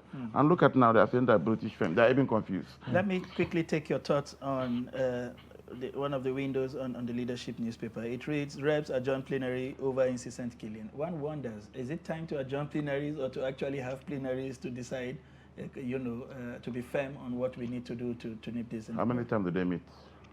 Twice in a week, I think. So can you imagine? Unfortunately, the executive, the lawmaker, you imagine, when I watch congressmen in the US or UK, actually holding the executives into account, I'm wondering why we have here, are just mediocres. Talk. And another, the worst part of it, they're even misleading the media. The reps directs or orders. They don't. They advise. They don't order they can't order anybody. They only advise. Do you say the National Assembly orders or directs? No. You can't execute powers that you don't have. So now, okay, they are adjourning because of insecurity. Maybe there are security reports. Our security system is working fantastically. There was intel that IPOB will invade the MQ Abiola Stadium. And all the VIPs boycotted the thing, even though one of the biggest VIP was there, but he didn't stay because of that security concern. But we didn't have that security that terrorists will bomb the Kaduna train. There was no such... Well, they will say there were intels months before that there was a possibility. Okay, and they didn't take any action. And they didn't take any action. Well, let's take a look at other papers. Finally, the Guardian newspaper, briefly. The lead story talks about Kaduna train attacks, security threats rising, need new strategies, says Niger president. It has the writers that says El-Rufai restates call for bombardment of forest inhabited by terrorists. Huriwa military's reluctance to deploy to Kano jets shows tolerance for terrorists. Outburst by El-Rufai, Amechi confirmed complicity of APC leaders. That's according to the PDP now. Amechi should apologize to Nigerians and resign. Ajulo rather. Shehu Sani rep want Nigerians to bear arms. He says anxiety as police defuse bomb in Kaduna community. That's the lead story. And then above the lead story, it says EFCC to appeal NNPC GMD Yakubu is discharged, acquitted on $9.8 million corruption charges. Resign if you can't unmask killers of Nigerians, TUC tells Buhari. And then the next one, tribunal restrains multi-choice from increasing DSTV GoTV subscription. Telcos issue 7-day warning, plan discriminatory pricing in hostile states. Now, I'm interested in this story of the former NNPC boss, Andrew Yakubu, who was accused of, laundering, a lot of money, about $9.8 million. And now he has been discharged by the Court of Appeal. What does this say about our fight of corruption, against corruption? The court is saying that there's no sufficient, evidence to prove. I think what's even what's symbolic for me is how the FCC seem to have been losing all of their important cases lately. What does this speak to? During the time of the arrest, this was one of the biggest stories that we Nigerians were celebrating. That okay, we have them in our net now, but apparently he's going free. Mr. Ayuba, these chaps were arrested for you to celebrate them, and you did. They were arrested not for them to be prosecuted, for them to be celebrated on the pages of the newspapers, maybe to malign, ridicule the name of the man. it was at the peak of that whistle-blowing stuff. Somebody will put money at your backyard, you blow the whistle, and all the media, it will dominate the front pages. And look at what happened now. If I were him, I would sue all the newspapers that malign my name. You know why? It was during Damagu's time. Presently, if you look at the new leadership, I think they are very cautious. They are not towing that line. Which line was it that Magu adopted, notoriously, was for arrest-led investigations, not investigations-led arrests. You arrest people, keep them, go to a magistrate and get a warrant to keep them for 2 weeks, 3 weeks, 1 month, before you start investigating them, scraping for evidence to prosecute them. You can't go anywhere with that. And that's why most of the cases have been thrown out by courts for lack of due diligence prosecution, lack of sufficient evidence. Even look at the BB cases. Take, for instance, the arms deal. One by one, Metu is free. Raymond Duplessis is free. Because the arrests, were meant for newspapers to celebrate them. And they did. Look at what even what the judge said yesterday. 6 count charges, 4 were trashed, and the subsequent were, and he was discharged and acquitted. Yes, the EFCC is. Thank you very much. For want of time, that is the much that we can take on the newspaper review today, and giving us this insightful analysis, as it were, it's one of our own, Nuruddin Abdullah, who is the editor of 21st Century Chronicles. I hope you have a very pleasant day outside the studios, and we hope to see you again for more insightful Thank you, reports. Mr. Sunday. Thank you very much for Okay, coming. most welcome. Thank you. Today is a special day, as we have said earlier. It's the 1st of April with all the banters outgoing, and we will take a look at all other significant events that happened today in history. Please stay with us. But in a situation where you find that a person look like the same, Not necessarily tribal or regional. because I have said that.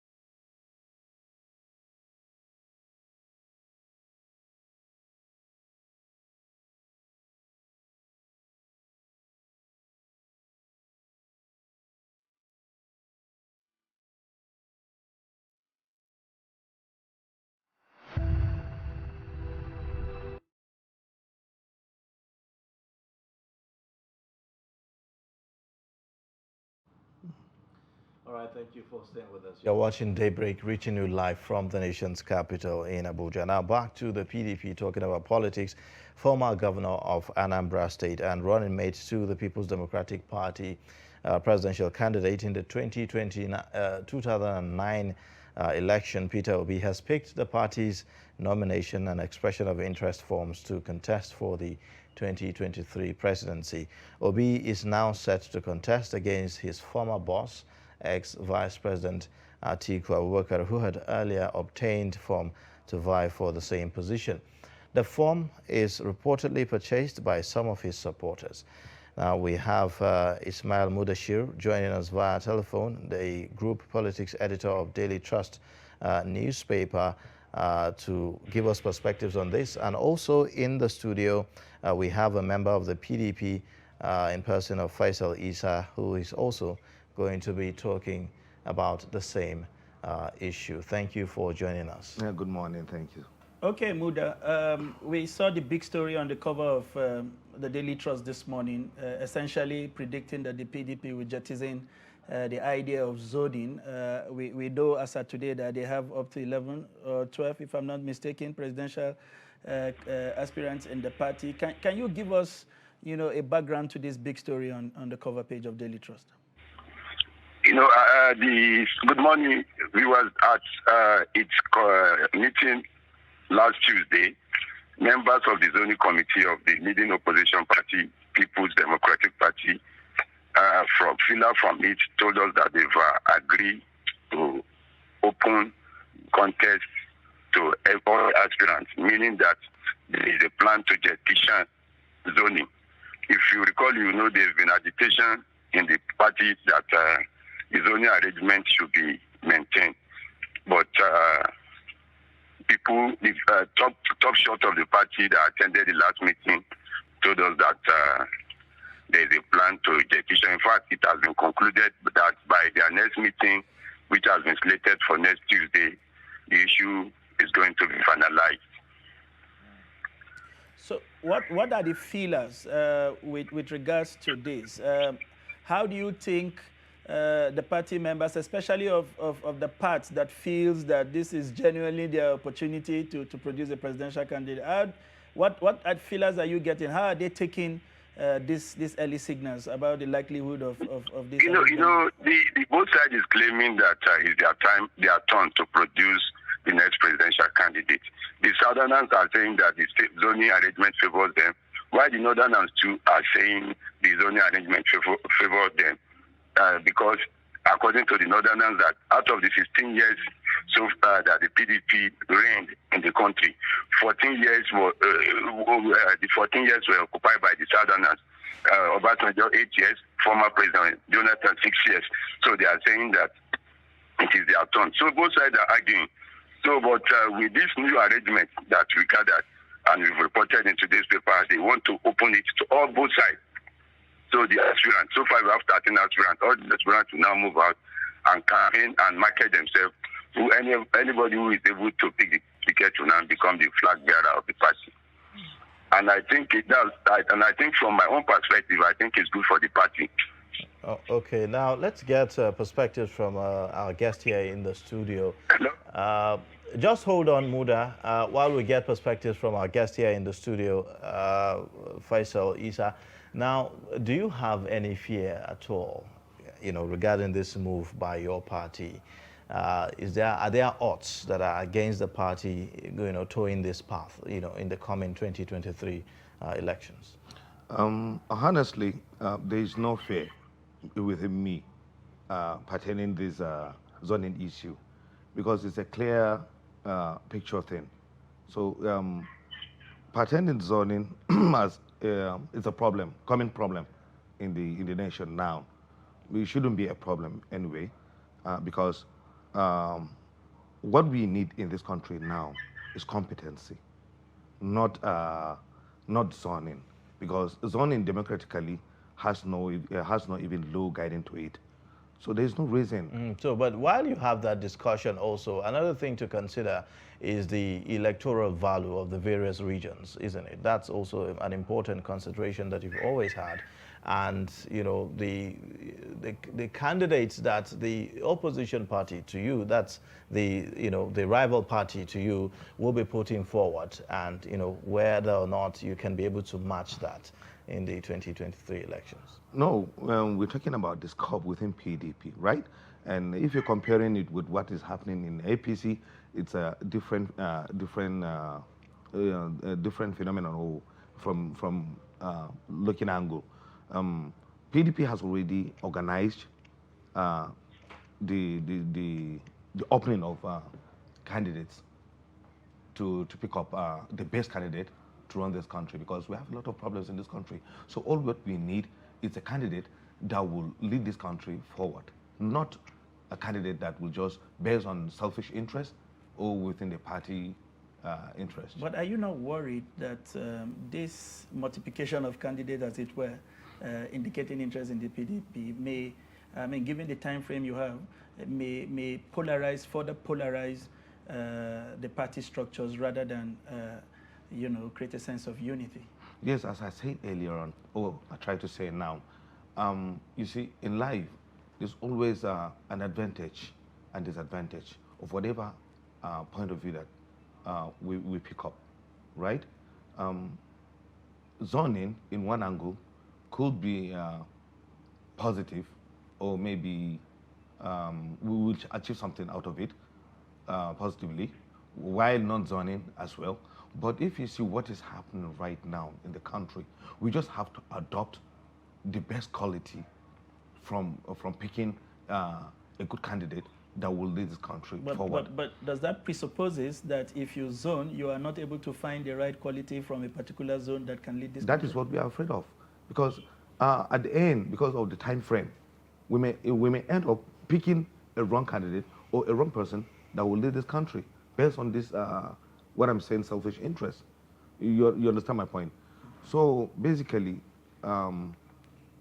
what PDP has designed to pick up, I think it will sort out the problem during the primaries. That is where a lot of candidates will come in, and the people of the nation will pick up the better candidate, because people know who will lead this country for the better.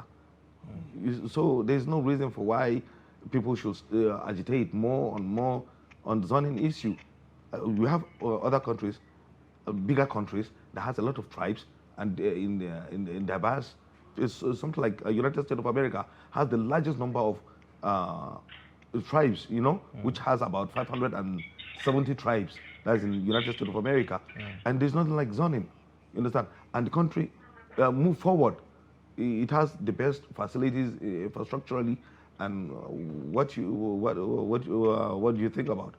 So I don't think this is going to be a problem in PDP as well. But I hope that the language will not change, really, by the time the primaries are conducted and then we see someone emerge from a particular region of the country, because I'm concerned about how it will all play out at the end of the day if you put forward your own candidate, you know, from the PDP, and then if you take a look at the APC have already made it clear that they are zoning to the southern part of the country. So when you have, say, for instance, someone emerge from the PDP, say from the northern part of the country, for instance, and, you know, the APC is having from the south, you know, how, you know, all of that is going to pan out. I will assure you, whatever or whoever the candidate that the PDP will produce will definitely defeat the candidate of APC, because APC, by zoning, in fact, from me looking and from my own perspective, I can see they're producing wrong candidates. And if you see how they run their system previously, from where the governance started up to now, you see a lot of. But the APC will say the same thing about the 16 years rule of the PDP. They have several reasons to puncture how things were done in the last 16 years. That is naturally done anyway. The other party must have something to say. That's true. I would like to follow up with, we have seen some kind of languages coming out from some of the presidential aspirants, you know, throwing wood in the clog, referring to how some of the biggest aspirants, if you like, have had cause to jump the ship, and when it became convenient, they come back. Is it time to begin to point at the ills or unite forces? How do you think what we are seeing, as outsiders and onlookers, would impact eventually who gets the nod? This is a tough one anyway, but as I said, it shouldn't be a problem at all. You understand my point? Jumping from one party to the other has never been a solution. You understand my point? It has never been a solution. It's only compounding from one problem to another. So there is no. Call recording has now ended. There is no. How do I make it? There's no clear picture. You understand? That indicates that if PDP picks up a quality candidate, as it says, or as it's trying to, will bring a problem that will affect the party, or maybe APC candidate will beat up the PDP. As I said earlier, every party has its own right or point of view. Yeah. Okay, let's get perspectives from Mudashir, who is standing by via telephone. Mudashir, from where you stand, what are the risks, attached to this decision that the PDP is taking? No, I don't see any risk in it. I think they've taken the right decision. You understand, from my own perspective, as I stated earlier on, what is obtainable in the APC should not be a benchmark for the PDP. The incumbent president is from the north. The argument being adduced by the top shot of the PDP is that they can go to anywhere and pick their presidential candidate, unlike what is obtainable in the APC. Now the president is concluding his second term, that they have to go to the south. That's the argument. So as far as I'm concerned, I think they are on the right track. Because if you look at the aspirants, there are so far 13 aspirants, and if you look at them, their popularity and their electoral value, you will see that most of those people that are terrible, in quotes, are from the north. Muda, let me correct this. The graphics we have on screen shows that it's Abubakar talking to us from Zaria, but it's actually Mudashir, who is our group politics editor of the Daily Trust. Coming to you, Mr. Ismail, we have seen a party chairman emerge in the APC of a certain age category, and we have seen the front runners. Is there a possibility, with this general clamor by Nigerians for a younger president, is there a possibility that we see a younger Nigerian pick up the PDP ticket for the forthcoming presidential election? That most of them are not young persons. You can just analyze and check the 13 aspirants, their record. Most of them are above 60. Okay. Thank you very much, Muda. Have a nice day ahead while we continue with my Ismail in the studio. Okay, thank you very much. I wish you all the best. Have a nice day. What would you say about the clamor for a younger president in Nigeria? Is it not a germane call? Is there a problem finding people within that young age bracket who have the necessary exposure and intelligence to advance the cause of this country? Yes, I would support the young age matter, 100%. But if we don't have these young people that will come out to get voted for the seat, and we have more competent at the top age, then there shouldn't be a problem. What I'm trying to say now, the ticket is open for everybody to pick. And we have more intellectual people that can run this country from that kind of age, that's 60 below, right? Because of the technical know-how, the intellectuality, and the capability that the modern world is giving. If you see now, we are moving fast into modernization. Technologically, the world is advanced. So it's not only by appliances the young people are saying, Mr. Faisal, that when you peg a presidential ticket interest form at 40 million, you're already telling them that this race is not for you. How would you react to that? Yes, actually, the price is expensive. It's quite expensive. Is it designed to keep be so?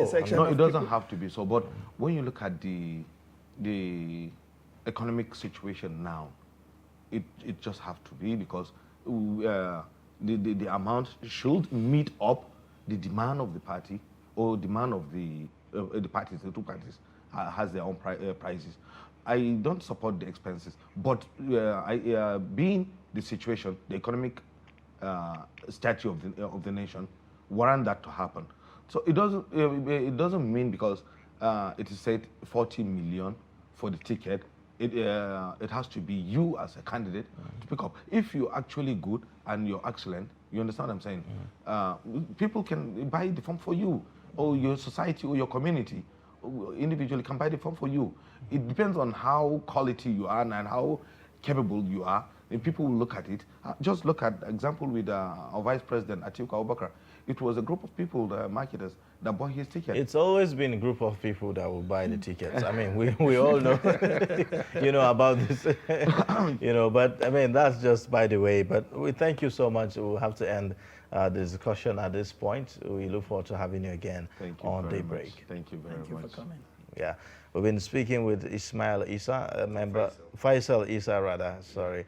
Faisal Isa, member of the PDP, and also an aspirant himself in the coming elections. We wish you all the best. Thank you very much, and have a wonderful day too. All right. Now, let's take a short breather, and then when we come back, the show will continue. Please stay with us.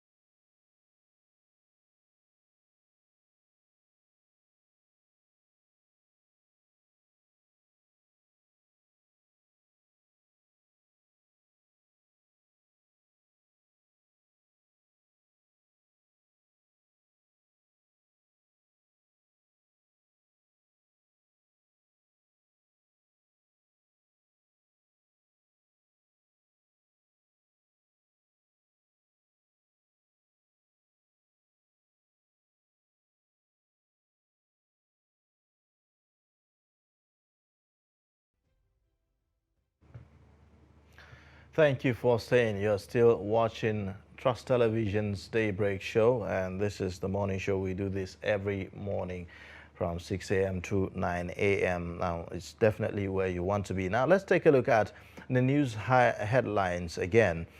Fire guards Abuja market, raises 300 shops. Kidnappers invade Abuja Palace, adopt monarch. And then bandits abduct customs officer, son, 8 others in fresh Kaduna attack. Let us now dive into the news highlight. Now, in the news highlights, an early morning fire outbreak has burnt down Karmo Market on the outskirts of the Federal Capital Territory, Abuja. Property worth millions of naira was lost in the inferno, which was said to have started around 12:20 a.m. The market traders leader Murtala Ibrahim said about 300 makeshift shops were destroyed by the fire before it was brought under control around 2 a.m. by combined efforts of the firefighters from the government's agencies and companies. Now, he said the fire started from a shop where drinks were sold and extended to various sections of the market. Daily Trust reports that a similar incident occurred in the market last October, but a trader, Shehu Ahmed, said Wednesday's incident was worse as the fire raged till 5 a.m. before it was put out. The traditional ruler of Bukpe community in Kwali Area Council of the Federal Capital Territory, His Royal Highness Alhaji Hassan Shami Doji, has been abducted. The monarch's brother, who is the chief imam of the community central mosque, Malum Jibril Gimba, confirmed this to Daily Trust. He said the incident happened around 9:30 p.m. on Wednesday. He said the monarch, who was seated in front of his palace taking fresh air, was whisked away at gunpoint. Gimba, who said the adopters of the monarch had not made any contact with the family, said the attack was the third in the community. He said hours after the adoption, some policemen visited the community but later left. A customs officer, Muawiya Gambo Turaki, and 9 others have been abducted in Kofar Gayan Low Coast, Zaria, Kaduna State. Bandits were said to have invaded the area around 9 p.m. on Wednesday. This is the second time bandits will invade Kofar Gayan Low Coast and abduct people. Sometime last year, the bandits invaded the neighborhood and abducted the wife of another customs officer and a woman, but released them after 15 million naira ransom was paid. Confirming the incident to Daily Trust, the ward head of the area, Muhammadu Nazifi, said that those kidnapped include his son, Jamalu Muawiya Gambo Turaki, a customs officer who arrived home from his duty post just the previous day, and his son, Khalifa. Now, we are being joined by our correspondent who would give us a detail of what has happened with regards to this story. Thank you for joining us, Abubakar, from Zaria on this moment. Thank you very much. Good morning. Yeah. All right. Now, give us an update on the situation so far. Well, just like you have heard in the report that this is the second time the bandits are invading the area, and the Kofar Gayan Low Coast Housing Estate is situated outskirts of the ancient city of Zaria. And one thing to note about this area is the backyard of the area is not fenced. There is no perimeter fence, there is no wall, and it's exposed to a very porous forest linking to Nuhu Bamali Polytechnic Zaria. And thereby the bandits have great access to the area because of the forest nature of the backyard of the housing estate. And maybe that's why they took advantage of encroaching into the area almost all the time. But another thing we gathered in the area is the fact that even last year when they invaded the area, their target was mainly this custom officer, Muawiya Gambo Turaki. Because when they came, he was not at home, and then they invaded his neighbor, who is also a custom officer, and kidnapped his wife. So this time around, he just came in from Sokoto, his duty post, just a day after his arrival. The people in the area believe it is the handwork of the informant, and they informed them that he has arrived, and so they came into the area and broke the door of his gate and entered and then abducted him. It is when they were going that they carted away other people, including a woman who has children, Jamila. Abubakar, is it safe to say that the intelligence report from the first attack was not made available to Muawiya? If he was the target of the first attack and they didn't succeed, why was he still available there when the incident happened again? Yes, from the sources we interviewed, they revealed that the target is Muawiya, the custom officer, because even the last time they came to pick the other customs wife, they were actually, they mistaken the house because they were adjacent. It is almost opposite the house. So they thought it is his own house that they invaded, unknown to them that it is another custom officer's house. And so this time around, even when they came, they went straight to his house, and he delayed his return to his home because he was in the main house in the ancient city of Zaria until 9 o'clock when he drove his car back to his residence, and then these people were like laying ambush, waiting for his arrival. And the moment he get into the house, they broke into the house and bring him out. We even learned that he was only wearing a nikah when they pick him off, and he had to lobby to them that he want to get dressed before they can go, which we learned that they allowed him to dress, and then they continue their journey. You know, I'm just curious, you know, about this particular incident. Why the particular interest in this, you know, particular customs officer, and whether or not he himself, being a security official, you know, appears not to be fully aware of the fact that there've been, you know, these criminals after him. Abubakar Bello, if you are there. Hello? Well, this will not be so known to us, because I bet the custom officer is not aware that these people are targeting him. It's unknown to him, because if he knows, definitely he must have taken some security measures. But it is only after the invasion that people around the area presume that these people must have been targeting him since last year to this year. Okay. And you know, he doesn't reside here. It's only his family that resides in Zaria. Okay, Abubakar, has there been any update with regards to whether there had been a demand, you know, for some kind of ransom?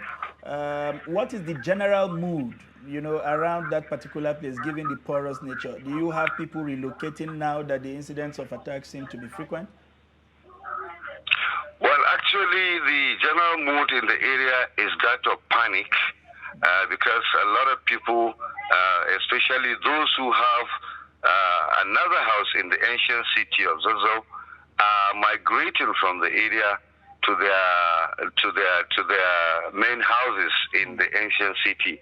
And another thing I noticed yesterday when I visited the area was that the security situation has been beefed up in the area, because normally they have vigilante group that always patrol the area, especially in the night. And I think the bandits took advantage to come very early before this vigilante commence work, because they normally commence, from what I learned, from 10 o'clock till morning. So they invaded the area an hour before they came out. So when we visited the area yesterday, we realized that the vigilante has came out from 7 o'clock in the evening. And of course, there are some intensified security surveillance, especially from the police posts in the area. And I also contacted the wife of the custom officer, whether a ransom has been demanded or not, and she said there wasn't any phone call from the bandit yet. Well, clearly it shows that there is some kind of insider you know, information here that are informants, certainly from within that community, that are providing some of the details. Because if you talked about, you know, how, you know, his house was traced in the first place, and how, you know, he doesn't reside there, he came there, and then he was now traced. Definitely someone must have given the tip-off. And now even the fact that vigilantes, you know, have not resumed for their usual operation, someone might have said, okay, this is the time with which they normally, you know, begin operation in that area, and all of that. Now, say for instance the ward head or the traditional ruler or something like that, is there any form of you know, effort in that regard to see if there are possible informants, you know, from within that locality? In that regard, to see if there are possible informants, you know, from within that locality. Yes, we interviewed the village head of the area, the ward head of the area, Alhaji Mohammed Nazifi, who also have the same thought that there must be some informant around the area. And if you recall, sometimes about 4 months to 5 months back, there was an invasion in the Kofangan general area where this locus is situated. And after the invasion, there were a lot of arrests. A lot of informants were arrested and taken to custody by the police. So the warhead assumed that these informants are still within the area, and of course they contributed to unleashing this mayhem. So they were trying to inform the security so that they can take adequate measure to see if they can be able to apprehend these informants around them. All right. All right. Well, thank you so much for joining us on Daybreak to bring us this update. We'll continue to follow through and to see how much information we can get from you. Thank you. All right. Now, we'll take a short breather, and then when we come back, the show will continue. Please stay with us.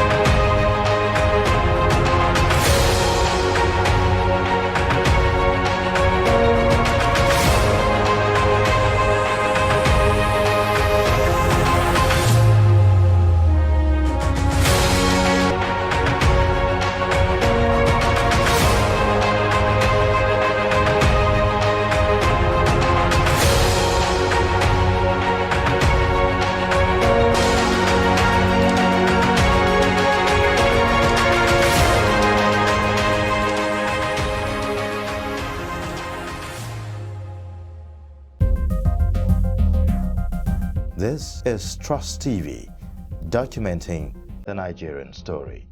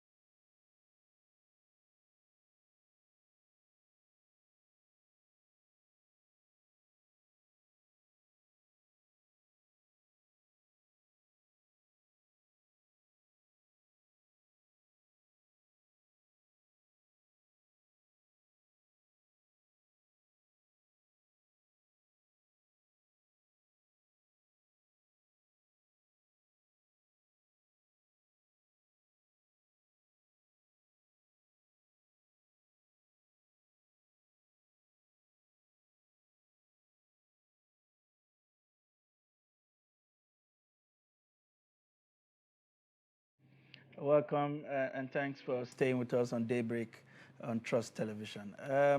We are moving into a very important segment. We have all had to live the last 6 to 8 weeks with firstcasting just about every nook and cranny of the city of Abuja, and I'm sure several other states in the country. But unlike the past. We have seen with this particular episode or season of Fuel Scarcity, the emergence of more and more women and girls taking up the opportunity of the scarcity to become fuel retail merchants everywhere, just about every street you go to in Abuja, which adds a very interesting dimension to what we used to see in what appears before now as a male-dominated business. In this report, Zainab Bala captured a piece with her mobile phone and brings us, an interesting report of this development. Stay with us.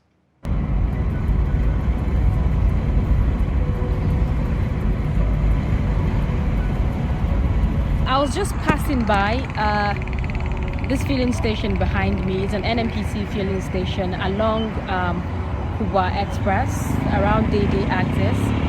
And then something really interesting caught my attention. There were black marketers, on the roadside, predominantly male. And then when I moved past them, I saw quite a number of women, standing also selling black markets. And then there were people standing by the roadside and they were negotiating just as their male counterparts did. And this really, I felt a kind of remorse. And then it also tells you how hard the country has become. A lot of them didn't want to speak to me because some of the agents in the filling stations were warning them not to talk to me, not to talk to anybody. Because I think they have to negotiate to actually get this fuel from them. They have to pay extra to get this fuel from them to resell the fuel.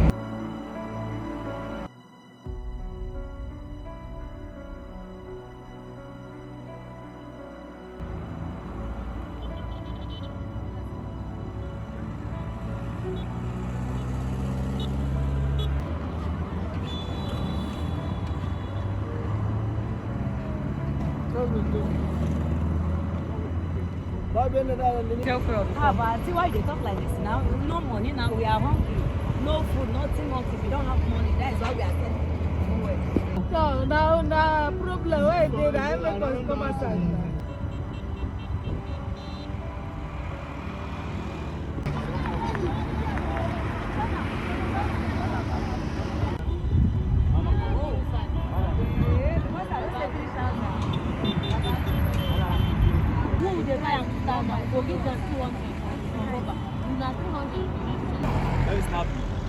Yes. For me or for yourself? Send it to Snapper now.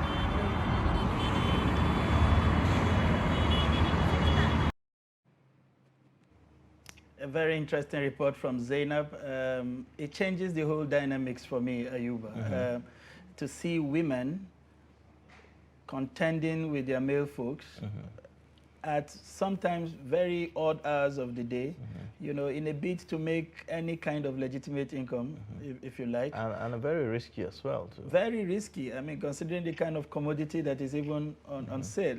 The whole idea of selling fuel by the roadside is not ideal, but the fact that women have also discovered that this could be a lucrative business where they could make quick cash and support whatever they are doing, it is the part that hits me the most.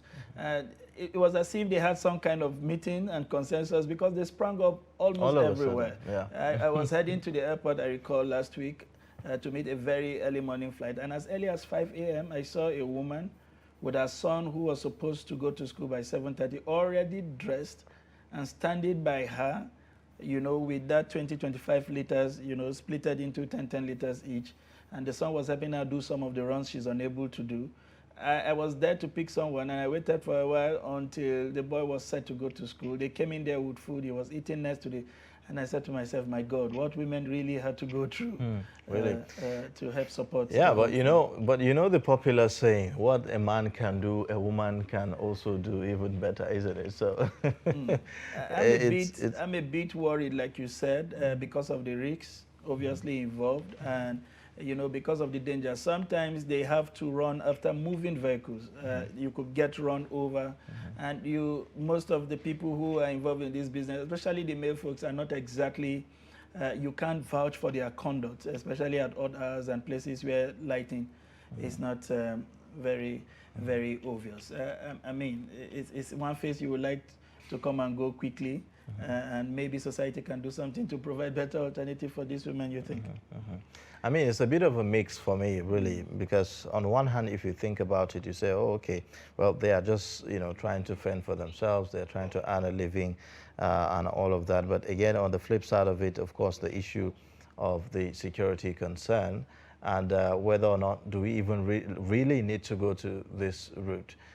Because, I mean, we shouldn't even be talking about black marketing of our field in the first place, isn't it? Not even for the male folks. So hopefully we have gone past that stage, or we've phased out, those days in the recent past. I have observed that the long queues are gradually disappearing in our filling stations, and I hope that remains for going forward. So it's very important because it's been a hell of yeah, that's it. a week for a lot of Nigerians. Yeah, so moving on, a Competition and Consumer Protection Tribunal sitting in Abuja has restrained MultiChoice Nigeria Limited from increasing its tariff and cost of product and services scheduled to begin today, which is April 1. The three-member tribunal presided by Thomas Okosun gave the order following an ex parte motion moved by Festus Onifade, the legal practitioner on behalf of himself and the Coalition of Nigerian Consumers. The applicants prayed for an order of interim injunction restraining the first defendant and respondent from carrying out the impending increase in tariffs and cost of its product and services intended to take effect from today, the 2022, until the hearing and determination of the motion on notice already filed before this tribunal. The matter is adjourned until April 11th for hearing and determination of the motion on notice. All right. Now, we have joining us via telephone Ezekiel Ugochukwu, who is a legal practitioner, to talk to us about this. Thank you for joining us on Daybreak this morning. Thank you very much. Good morning, Nigerians. Yeah. I'm very glad to be here. You're welcome. Now, let's talk about the legality of this. In the first place, MultiChoice is a business enterprise, is a business entity, isn't it? So it reserves the rights to determine how the pricing goes, isn't it? And so when you see a court order like this one, what's the legality of it here? The truth is that, first of all, I must say that is a cheering news. Some of our agencies and parastatals are beginning to rise up to the challenges of the moment. All over the world, we all know that though individuals have the right, companies and the businessmen they do have the right to fix prices of goods and services. However,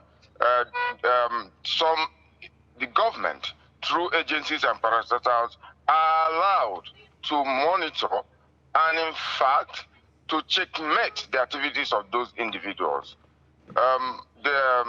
Take, for instance, the issue of MultiChoice that is a topic of discussion this morning.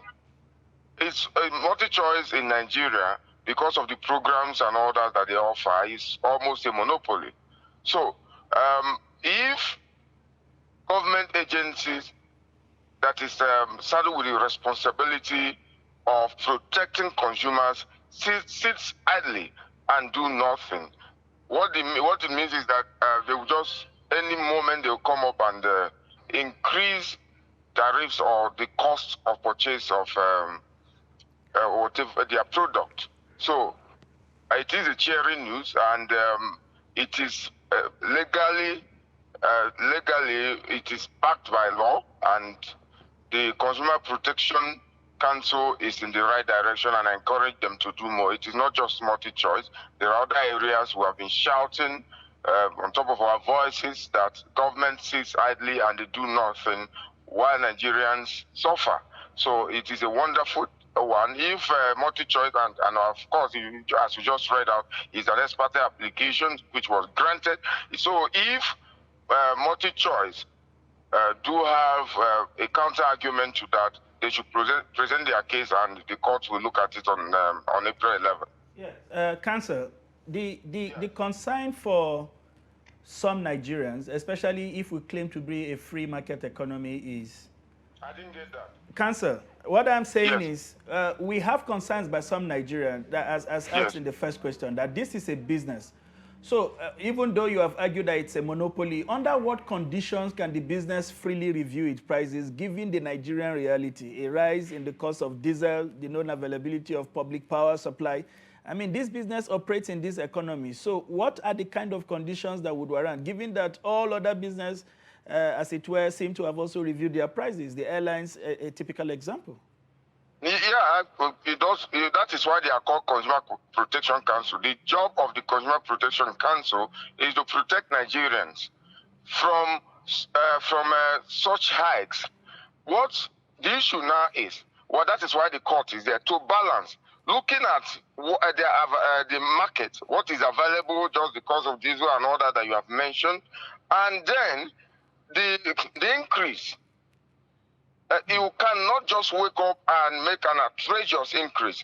Don't forget that they were given license in Nigeria to operate. So if they were given license in Nigeria to operate, they have to operate under certain conditions.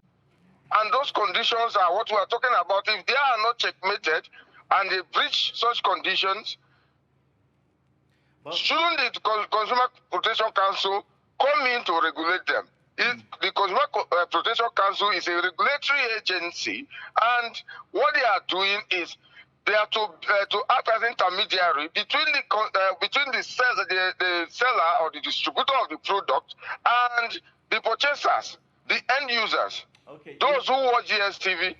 So they have to come to ensure that there is a balance of equation. So it has nothing to do, if government should leave everything in the hand of private individuals, it means that the private individuals will take advantage of the so-called fuel scarcity, every other thing, and then at the end of the day, the common Nigerian is the person that will suffer it. Okay, I am concerned, about, the investments of, MultiChoice and GoTV in Nigeria, and why the particular interest in MultiChoice, because we've seen other brands, other products, who have increased their prices. We've talked about bread, we've talked about even common things like, sachet water, a whole lot of other things have increased price, without any basis. So we are not talking about, why are we not talking about all of those other products, and why the particular interest in MultiChoice? We have a concern here because, this is a foreign investment, and we've always talked about, creating the enabling environment for businesses to thrive and how we can attract more foreign investments. So shouldn't that be a concern for us?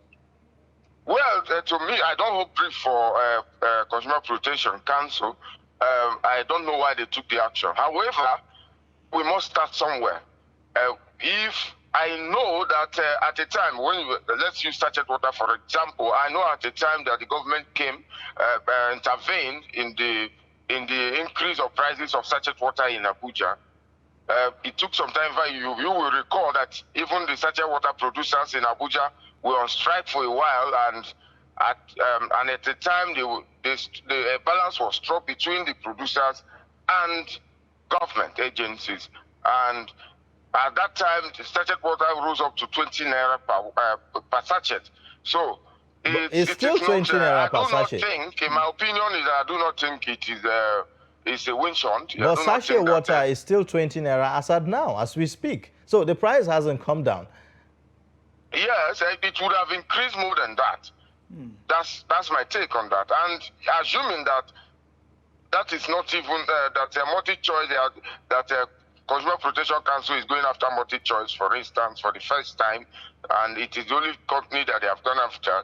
I will say that there is always a starting point. Okay, there is always a starting point, and we encourage them, as I said from the beginning of this interview, we encourage them to do more. We encourage them to do more. They should extend their satellites to sachet water production, and even to the sale of generators. Okay, just to put in proper perspectives, it's actually a coalition of Nigerian consumers, not the National Okay, not Nigerian Protection Council. Nigerian, yeah. Okay, that's a private organization. Yes, but again, it brings me back to the issue of, isn't it time for us to begin to look at some kind of unified or some kind of national strategy of price control for not just things like multi-choice, but generally goods and services in the Nigerian market. Because in recent times, what we have seen is that each time you go to the market,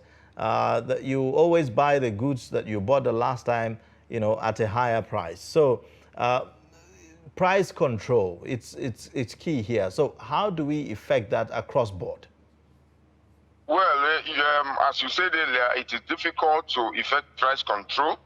However, consumers can come together and say, sorry, we cannot pay for this.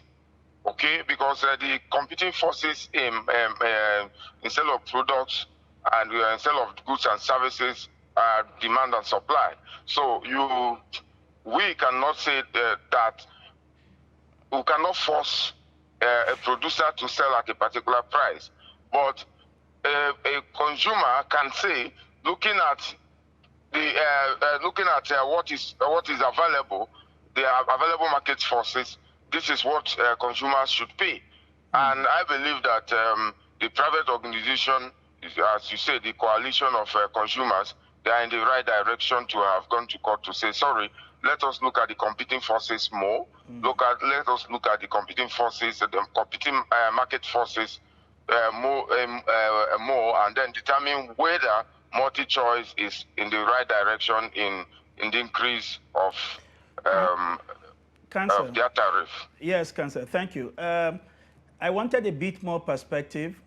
You said this was an ex parte motion. What does this, for the layman, what does this actually imply? Is it Uhuriyat? What are we going to see? Are there chances that multi-choice could justify this increase and it comes to stand? No, what happens is that when you go to court on an ex parte application, it just is the party that is in court.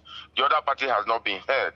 So the court, what the court just said is, let everybody stay where you are, maintain status quo, do not take further action. If, for instance, the tariff is the package they are running is about 3,000, continue to maintain the 3,000 until I hear from the other side. Do not take further action on this. This matter is already before me, so do not increase until I've heard from both parties. So from the 11th of next month, both parties will be in court to canvass their cases. And chances are that if they're able to make a strong case for this, then it may come to stand. Yes, it will stand, and then of course it's vice versa. The multi-choice company can bring strong points that they cannot control their prices, and of course the court will vacate its order. All right, now, I'm concerned whether or not our courts should be meddling in matters such as this, because, we say we operate a free market and an open economy, and so there should be competition. It's only a matter of, okay, if I'm, patronizing this service and then the price has been increased and it's something I do not see myself doing, why don't I go to the next person who is probably, providing a similar service, and then, so it's a matter of choice at the end of the day. Why are we so, keen on this?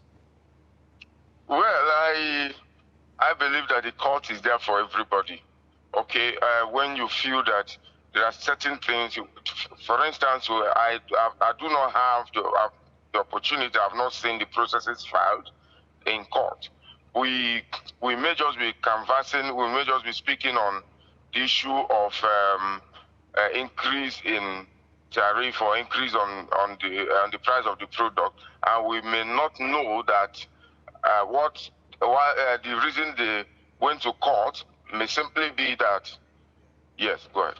May simply be that some laws of the Federal Republic of Nigeria were breached by multi-choice, or that there are some conditions before increase of price of the products which multi-choice did not meet up with.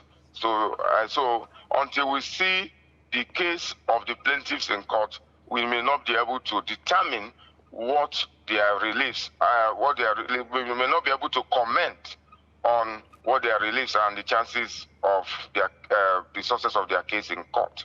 So, however, I will only say that the court is there for everybody. If you feel at any time that your rights has been breached or likely to be breached by that another. Yes. Thank you very much, Mr. Ezekiel Ugochukwu, or Barrister Ezekiel Ugochukwu, for providing that wonderful perspective. We hope that this will become a signpost for organized consumers everywhere in this country to challenge, arbitrary price increase where they feel there are grounds to do so. Thank you for joining us and providing those perspectives. Thank you very much, and do have a wonderful day. Thank you. We'll take a short breather, and when we return, we will be looking at Nigeria's failure to qualify for Qatar 2022 and the issues arising from it. Stay with us.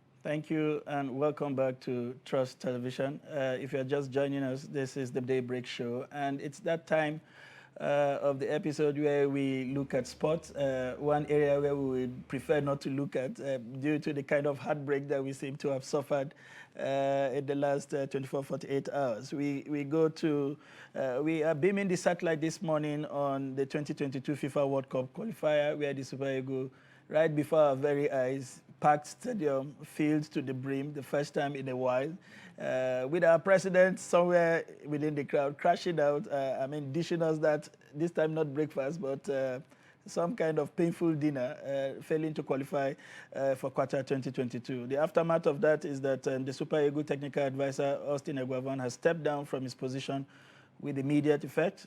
Nigerian Football Federation has withdrawn the 2.5-year contract offered the Eagles coaches and terminated the appointment of the entire technical crew of the team with immediate effect. NFF says a new crew will be announced after a proper review to lead Super Eagles in the future challenges appropriately. Trust TV sport correspondent Adeni Ajeshafa joins us in the studio to shed more light on this. I don't know how you took it. I was avoiding every sport column. If I get on the social media and anything close to anybody kicking a ball comes up, I either shut down the screen or jump over. For somebody who has passionately followed this process, before we come to the issue of the sack, how did you deal with that heartbreak? Well, first of all, I want to use this meal to appreciate Nigerians that came for that match. The trouble they went through to get into the stadium. Yesterday I sat down, I was looking at how people managed to enter the stadium after buying tickets. Then how they struggled at the entrance. With the ticket? With their ticket. I wish there could be clips of how people suffered to enter the stadium. Does that justify the kind of anger, then, the kind then of emotion? They now entered, sat down just to watch their darling Eagles and the Eagles. Well, the question you asked me, how did I? Yes. Well, First of all, I broke my voice from screaming as if I was actually the coach. I saw, I saw snippets. Broke. I actually saw snippets of a video that went viral on social media. Yeah. Someone who was a spectator watching from where he was sitting, and it was though as if he was the one playing the football. Each time the ball moves to the other direction, he moves with the ball, and it's like he's helping the players kick the ball. I lost my voice to the net because and all of that. Screaming and all that, but. Later on, I just felt, well, that's it. After all, to be candid, just to be truthful to myself, I knew that Ghanaians really came for it and they deserve it. That's it. So I used that to console myself. It's wasn't as if we were better. As we were better on that pitch, I would have agreed, okay. But I saw it that really Ghanaians were kind of more ready to go for the World Cup than Nigeria. So that's very good. Now, I just find solace in, well, let me console myself. I don't want to look at who is to be blamed, who did this, who did that. Nigeria is out, or there is nothing the blame can do. We are out. Well, so, but the destruction was very painful, very painful. The vandalization, vandalization right? and everything. I think, well, even though I'm not supporting the fact that happened, but out of pain, and not everyone can actually manage crisis well when it happens. Some people quickly vent their anger, whoever or whatever they can see. That's what happened there. Yeah, but they made a mistake by doing that. And if you check people that actually did that, most of them are miscreants. You understand?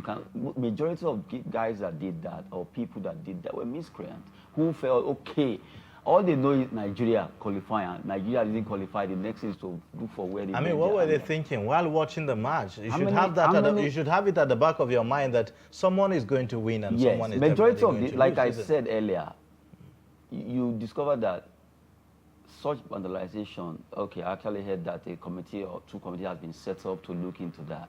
But I asked a question: who will they pick up that actually?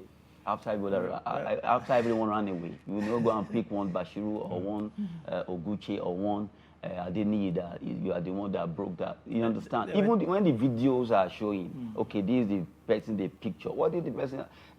I look at it as, okay, I know it's not good that they vandalize, but if you check majority of you that actually did that vandalization, majority they don't even know the right from the wrong of football. All they want is Nigeria qualified. That's right. That didn't happen, they were angry. So let's come back to the issues of the coach.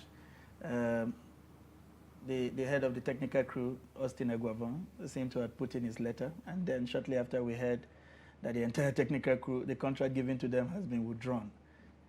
Is this the right way to go? Well, was it the right decision? At least it will appease the Nigerians who are angry, at the outcome. But first of all, the fact that they apologized first, okay, that did it. But all this sack, resign, that one doesn't change anything now. You know why? It's late. We're supposed to have, okay, look, from the first instance, if you knew that these guys, can they do the job? You put them there to do the job, right? Now, do you know that NFF that sacked the technical crew, people are also calling for the NFF to also Absolutely. go. I was going to say that. That's the way it is. I mean, people are saying, okay, you are the administrators that put them there. You two should go. I remember in 2006 when Galadima was there. I know when we could not qualify, what happened. If you're going to add the history of how he was also booted and someone came in, and before you know it, then Nigerians are already asking, if you are saying, okay, yes, agree, the technical crew did not perform their duty.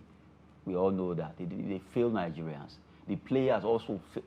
All of them, they need to be apportioned their own blame. The Eagles, in fact, the Eagles, they have their own blame. They did not play as if they want to go to the World Cup. They were playing as if... Don't you think that the wholesome changes that we saw impacted the rhythm of the Eagles? You could not have changed 6 players from just 3 days earlier, players who had a history, with each other, and bringing 6 fresh players, no matter how good, who, do not have a history of playing together and expect a magic for a game with a high stake as the one we had with Ghana. Okay, let me make it 2 in 1. As we're talking about the issue of NFF sacking the technical crew, Eguavoen resigned first. Yes. Before they actually say, okay, all the technical crew should go for that, for them to have a review and bring new set of coaching crew that will see how Eagles will perform better in all the subsequent competitions. But really, I hope, because now that we're not going to the World Cup, okay, money that will be coming from federal government is no longer coming, right? I hope the new technical crew will be the right people that they want to put there. And they should be given the chance to make decisions by themselves. Because after the match, we started seeing news that Guabon had his own team, that it was actually forced onto some players. That's another story for another day. I remember when Olise also left, he wrote a book about how he could not stand interference, right? So maybe later, maybe Guabon will speak out. Let's see, we'll be waiting for that. But for the question you asked, I think from the way it is, even if you talk from today till tomorrow about what happened on that pitch that day, believe you me sincerely, whoever Guabon put on that pitch, among all the Eagles, for the fact that you are wearing that jersey, you know what is at stake. Do you know that the entire squad, it was only Osimhen that you could say, okay, this guy was really ready, he was agile, you know, he was pushing enough. Maybe slightly or like, you know. The rest, nobody showed that they were really ready for the World Cup or something was at stake. That was what really got Nigerians angry. They didn't play as if we needed that win. Why do you think that is? Why the lack of motive? It doesn't look like there's morale there. It was down. Is it because of financial support? I don't think so. I don't think it's financial. I think maybe they underrated the Ghanaians. Maybe they felt because they have the home support. You understand? Maybe they were complacent. From the way I say it. And then I want you to also talk about this interference of a thing. How much of a problem is it? How real is it? It has been a big issue in Nigerian football. In our football, because not even in football alone, all Nigerian sports. Because aside from the sports, even we see this happen in other segments of our society where people, with the passion, to really do certain things are jettisoned, and then people from nowhere without skills, without the real passion, are imposed, on certain areas. It's very common in our society. But in sport, do you know that sport is so powerful that that's the only thing that unites the whole Nigerians? You can even say 100%. Whenever Nigeria is into one particular competition, maybe football, especially football, but at least any sport, go to the stadium, to the indoor sport hall there at Demko Abiola Stadium. Whenever they are playing volleyball, basketball, handball, come and see the crowd cheering, not knowing if you are Muslim or Christian, or you are Hausa, or you are Tib, or you are Yoruba. Everybody becomes one. And then we need to also see that, okay, let's allow the best. There are so many players, like I used to say, for the fact that you are given the opportunity to go there and don that jersey, just know that it's not that you are the best. You are not the best. But because they picked you doesn't mean you don't take it for granted. If the remaining 10 players plus Osimhen, who was showing that passion, if the remaining 10, the first that started that game, should have shown that same passion that Osimhen was showing, who knows? Maybe we'll have been able to go to the World Cup. Talking about moving slightly away from that to other issues and maybe the World Cup proper. But before we get there, there were also arguments that just about every other federation in the world has dumped the away goal rule. And maybe if we had a chance at a penalty, the story would have been different. But is it time for us to review the away goal rule? That is talking about CAF. Well, it has to come from FIFA for the way it is right now. FIFA is the world governing body of football. And like someone was saying, Super Eagles, they did not remember or what, that goal that Ghana scored, despite the fact that we pulled one back to make it 1-1, already if it ends that way, we're out. That's true. These are professionals. Technically, then you went on break. I'm sure the coaching crew or the technical crew that has been sacked now spoke. They talked. Oh, if you end this game this way, you are out. Was it that they forgot, or what? Or they thought, oh, we are still going to win. We are still going to score. When it was 85th minute, I was like, is this how this match will end? What can I do? Should I jump into the pit? I was just so confused. What can I do to be the 12th player? Very quickly, as we are running out of time. Well, apparently you were the 12th player from your sitting room. I was a picture of me that someone took. I was surprised when they sent the picture to me, how I stood, and I was just like this. And the person was trying to give me a caption there. What were you thinking when you were just like this? I couldn't just laugh. I was just like, Eagles really dampen our spirit. Well, the deed has been done. Technical crew is gone now. Let's see the new one that they are going to review or whatever it is that they are saying.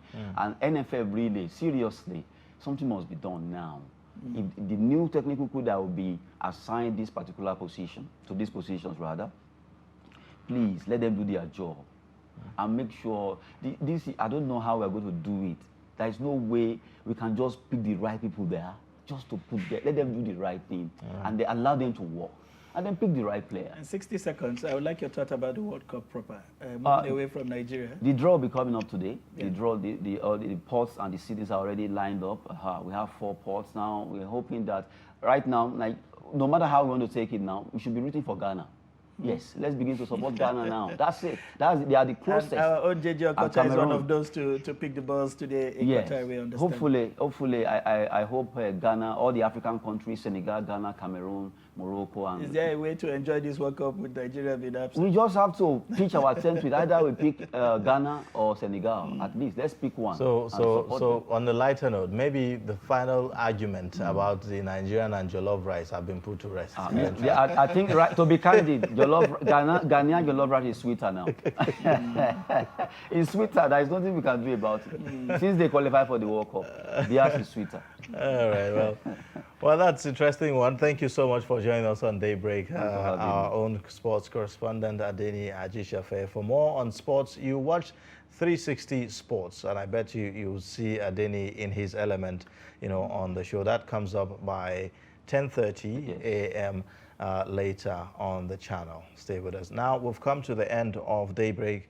At this moment, connect with us via all our social media platforms, and also watch us live on YouTube by subscribing, and also you'll get a reminder each time anything is uploaded there. Other contents are there, documentaries, news, and other programs. Well, from me, it's a bye for now. My name is Ayuba Ilia. It's been an interesting ride today with you. We hope to do this again tomorrow. Please stay with us and enjoy other bouquet of our program lined up, as he said, with Adeni shortly after this. Do have a great day ahead. I am Sunday Michael Ogu.